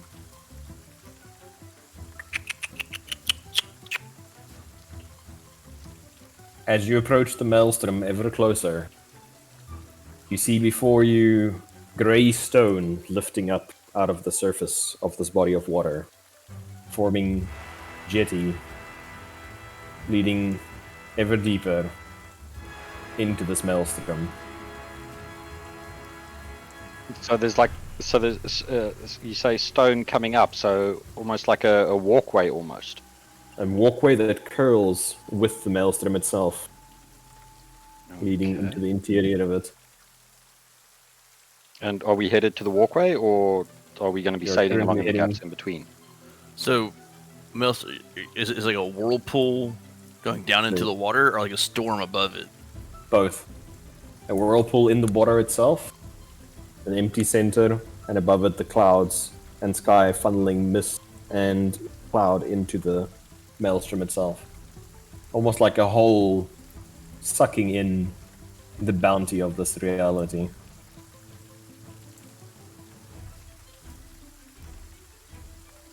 The ship moves ever closer, before pulling to a smooth halt at the head of this walkway, leaving nothing but the falling rain, persistent, continuous, never stopping. Do I feel that I'm being drawn towards the center of that vortex? The that feeling of well-being is almost overwhelming now.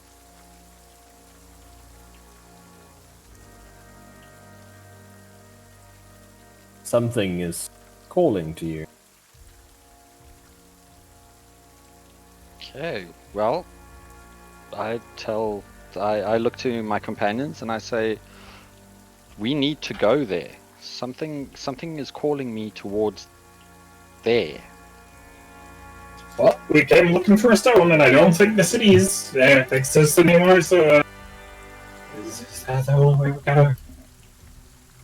remaining way to go? Any ideas, Cleve? Clee's still up in the thing, the process. Like, full speed ahead. Well, the boat stopped, so Make it go again.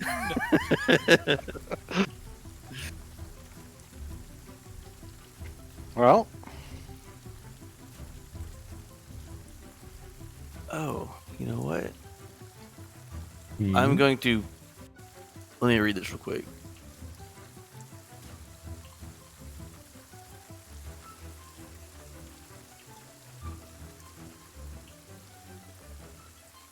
Against. Hmm? Okay, I'm gonna put a hand on Brienne yeah. and cast protection from evil and good. Alright. It's a concentration spell, isn't it? Yes, but I'm mainly doing it to see if the target is already charmed, frightened, or possessed by such a creature. The target has advantage on a new saving throw against the roll. Well, that might not do anything. But it's effective against aberrations, celestials, elementals, fae, fiends, and undead. Well, at least one of those will work. Okay. So I put my hand on her, I cast a spell on a shaker. Go, are you in control of yourself? Are you of your mind? Are you? I'm trying to make sure she's not another I don't know. Am I? mug breaker situation. You seem Am I? lucid. Okay. Just ecstatic. I'm still me. I feel like I'm coming home. Say no home I've ever seen. I don't know how else to describe it. I feel I'm coming home. You hear a whisper at the back of your mind. Tell your companion to be at peace. Great work is nearly done.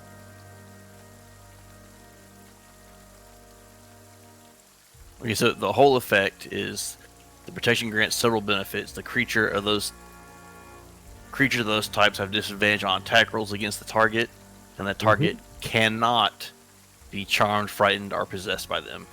So I'll hold that up while we proceed, I guess. It's up to you. I sort of the voice in my head.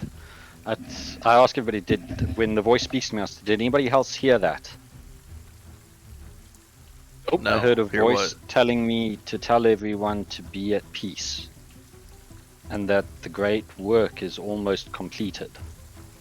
And now I'm starting to get a bit confused, because great work?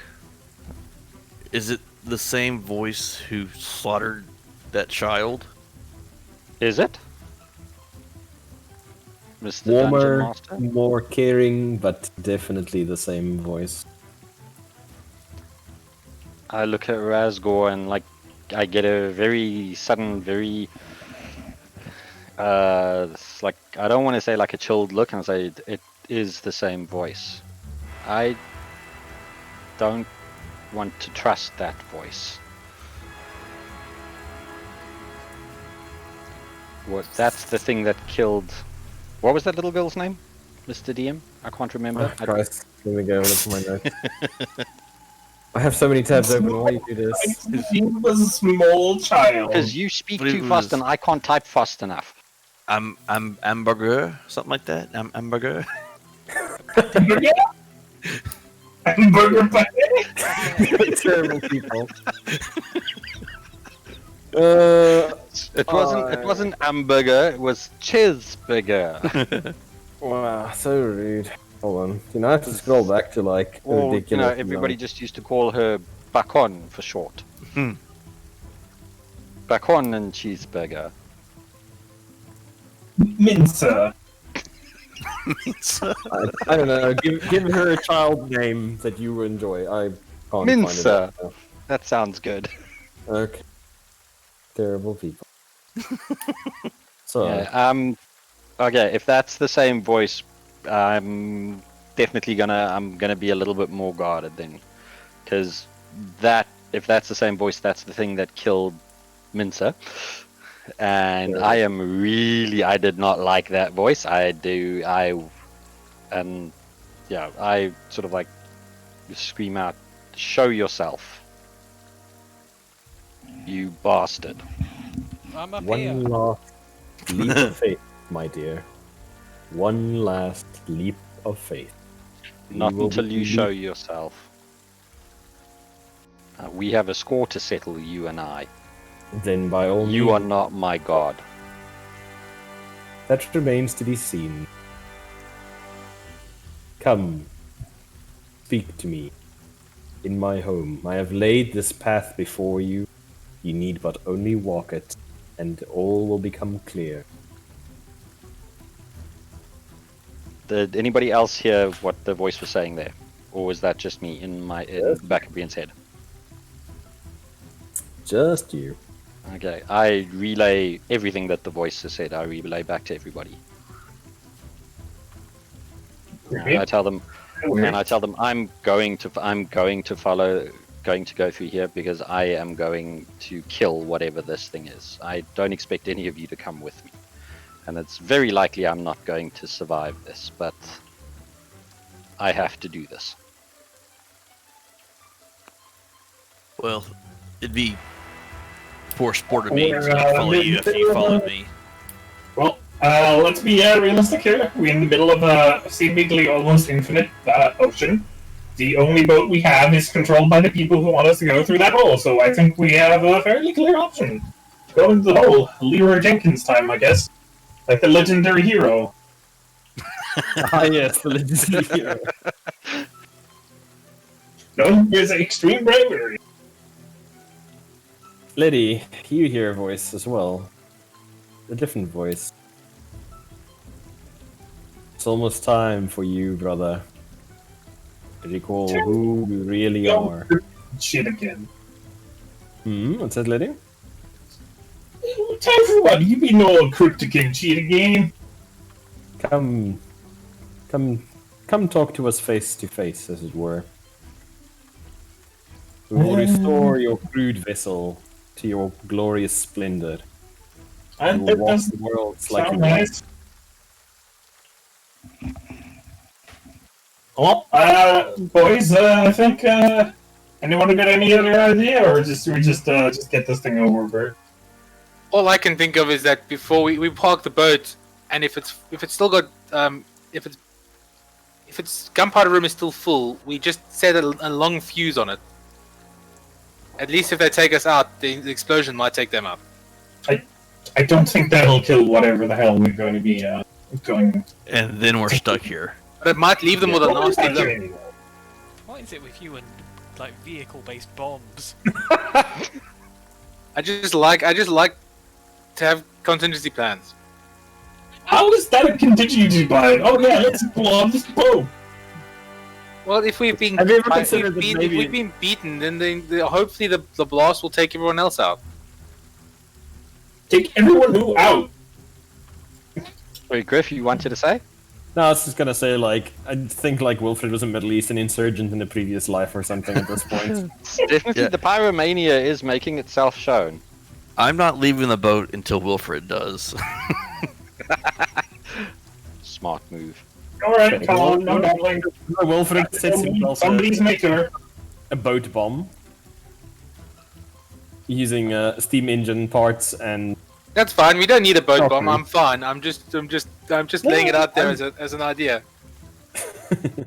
boat-based explosives. The leader in the field. One-time naval combat strategies.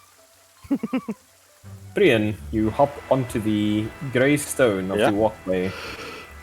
Immediately, glyphs light up. Thousands of them carved into the surface of the stone. All Do I recognize shining- the? Do I recognize the glyphs as handwriting or anything? They Or are is it an praises. inscription? They are praises, prayers, thoughts, pleas, and much more carved into the stone by thousands of different hands and thousands of different dialects. You recognize some of the ones in common and some of the other languages you speak.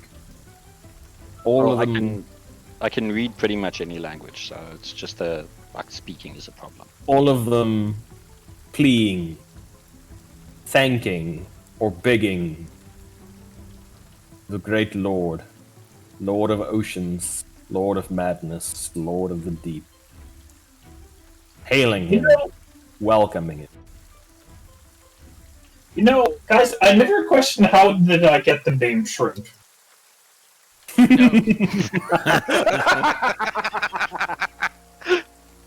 Right up Finally, until this somebody got moment. it! Finally, someone got it! That's a very good moment of self-awareness there, Shrimp. Wow, it only took 20... What is it, 21 sessions? I always thought he was named after that due to his short stature. I mean, he is only about 3.5 feet tall, surely. I'm actually like 8 feet tall.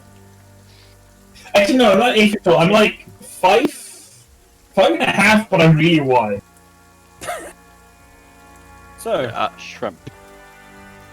Shrimp.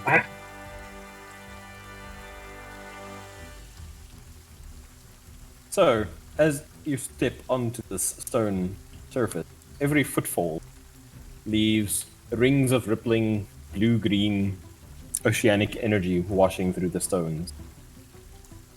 Nothing bad seems to happen. It just seems like you're walking across a enormous carved prayer wheel sit inside this swirling vortex.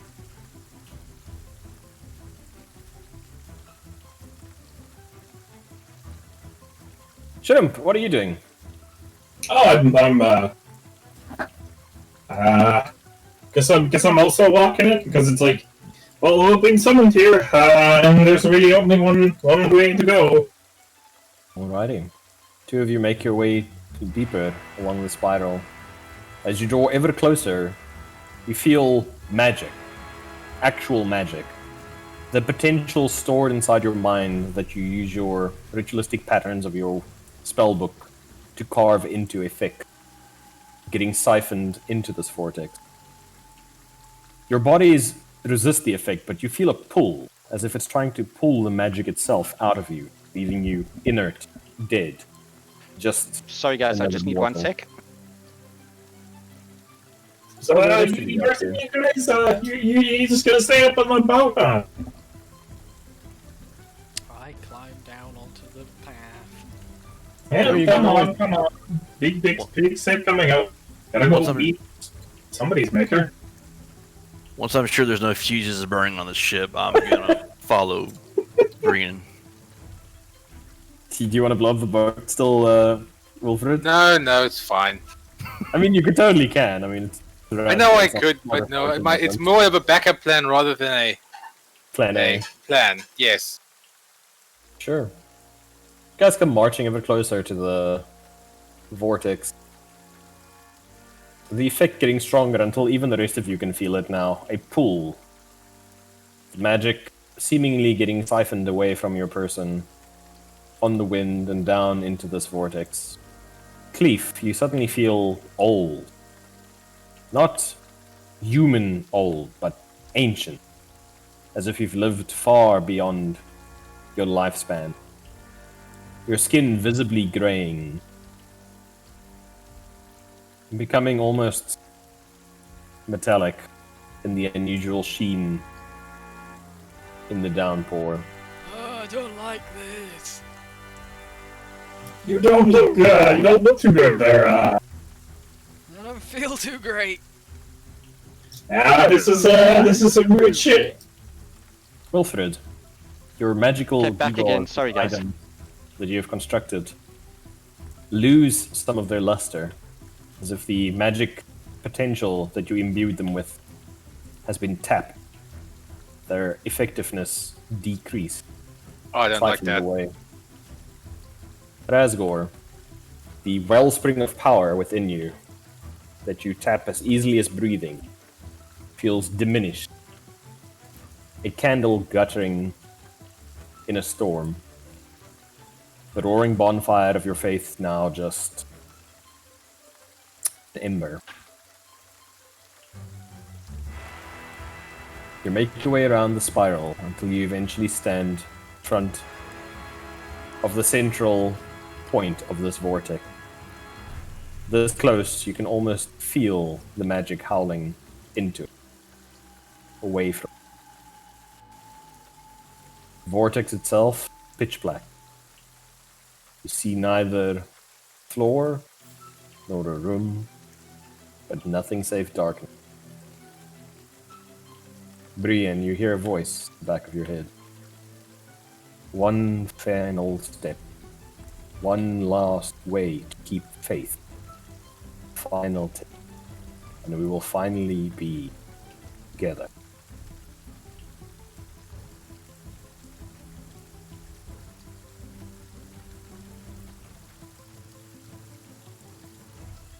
Eric back, or is he dead? Yeah, no, I'm back. Sorry. I'm just trying to plan out my next. Character?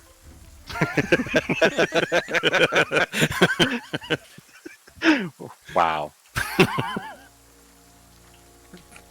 He feels personally attacked. No.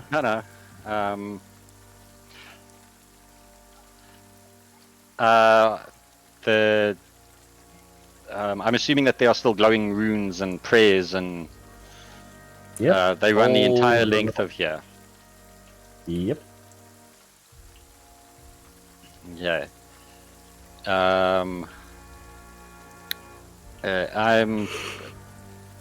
I'm going to close my eyes, and I am going to pray. Sure. And To whom? I am going to pray to, well, what I am believing, or what I believe to be Cthulhu, the You hear the kind voice. and beneficent version. You hear the voice somewhat amusedly. This close together, we can speak thus, child. Mind to mind.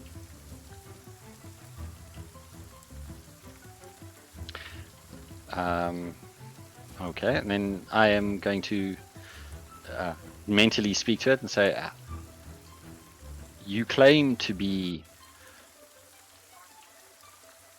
my god, or at least of my god's pantheon, but none of your actions thus far have been those of what my god has shown me. You have shown yourself to be that which my god rails against and fights against. How am I to believe otherwise? Show yourself at last, instead of cowering in the shadows like a coward. Take the final step. We shall meet. I will Again. answer all your questions and more. Know that if I were to attempt to manifest in the world above, my form would shatter the earth and drive all who gaze upon it mad in an instant. This is for your own protection, and those of your companion.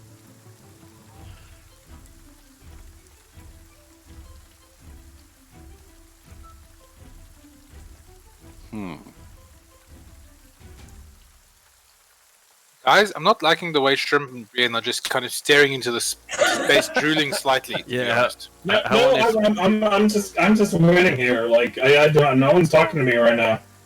I sort of turn to everybody and I tell them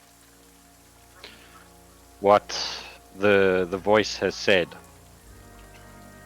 Yeah, but yeah. The whole point was to kind of jump in there. That's what I I don't understood. think we have, regardless of what the voice is saying, I don't think we have much of a choice other than to jump in.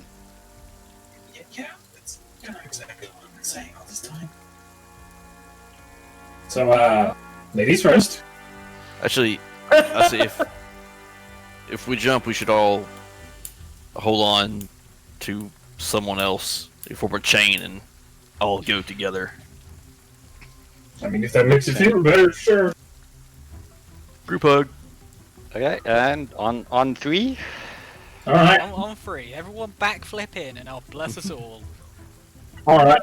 And yes, I one last short prayer and pray that we're doing the right thing. And 1, 2, 3.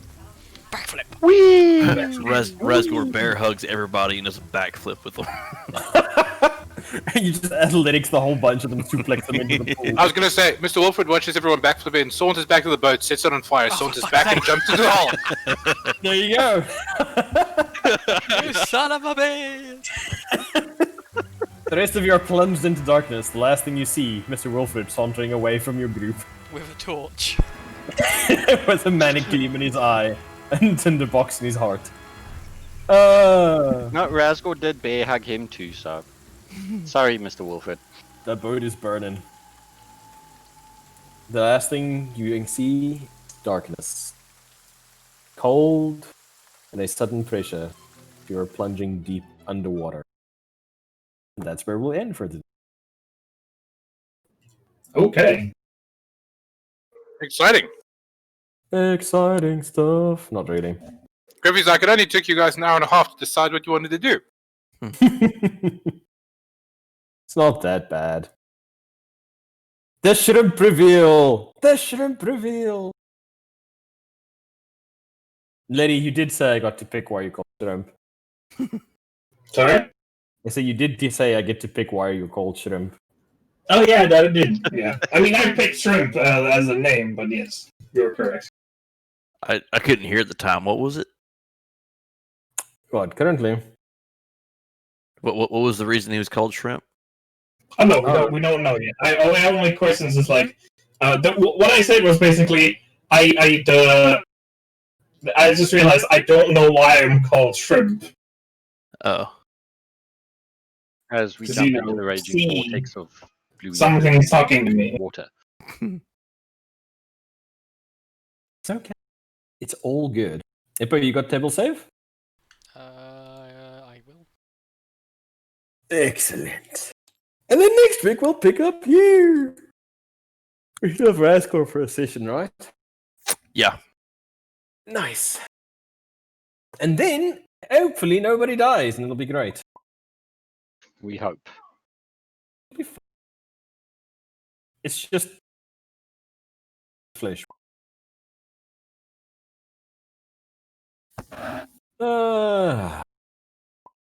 So, thoughts, ideas, and suggestions? It's fine. If Mr. Wilfred dies, I've already built a robot backup of myself, powered by avarice and greed. So no different from usual then. Exactly. Oh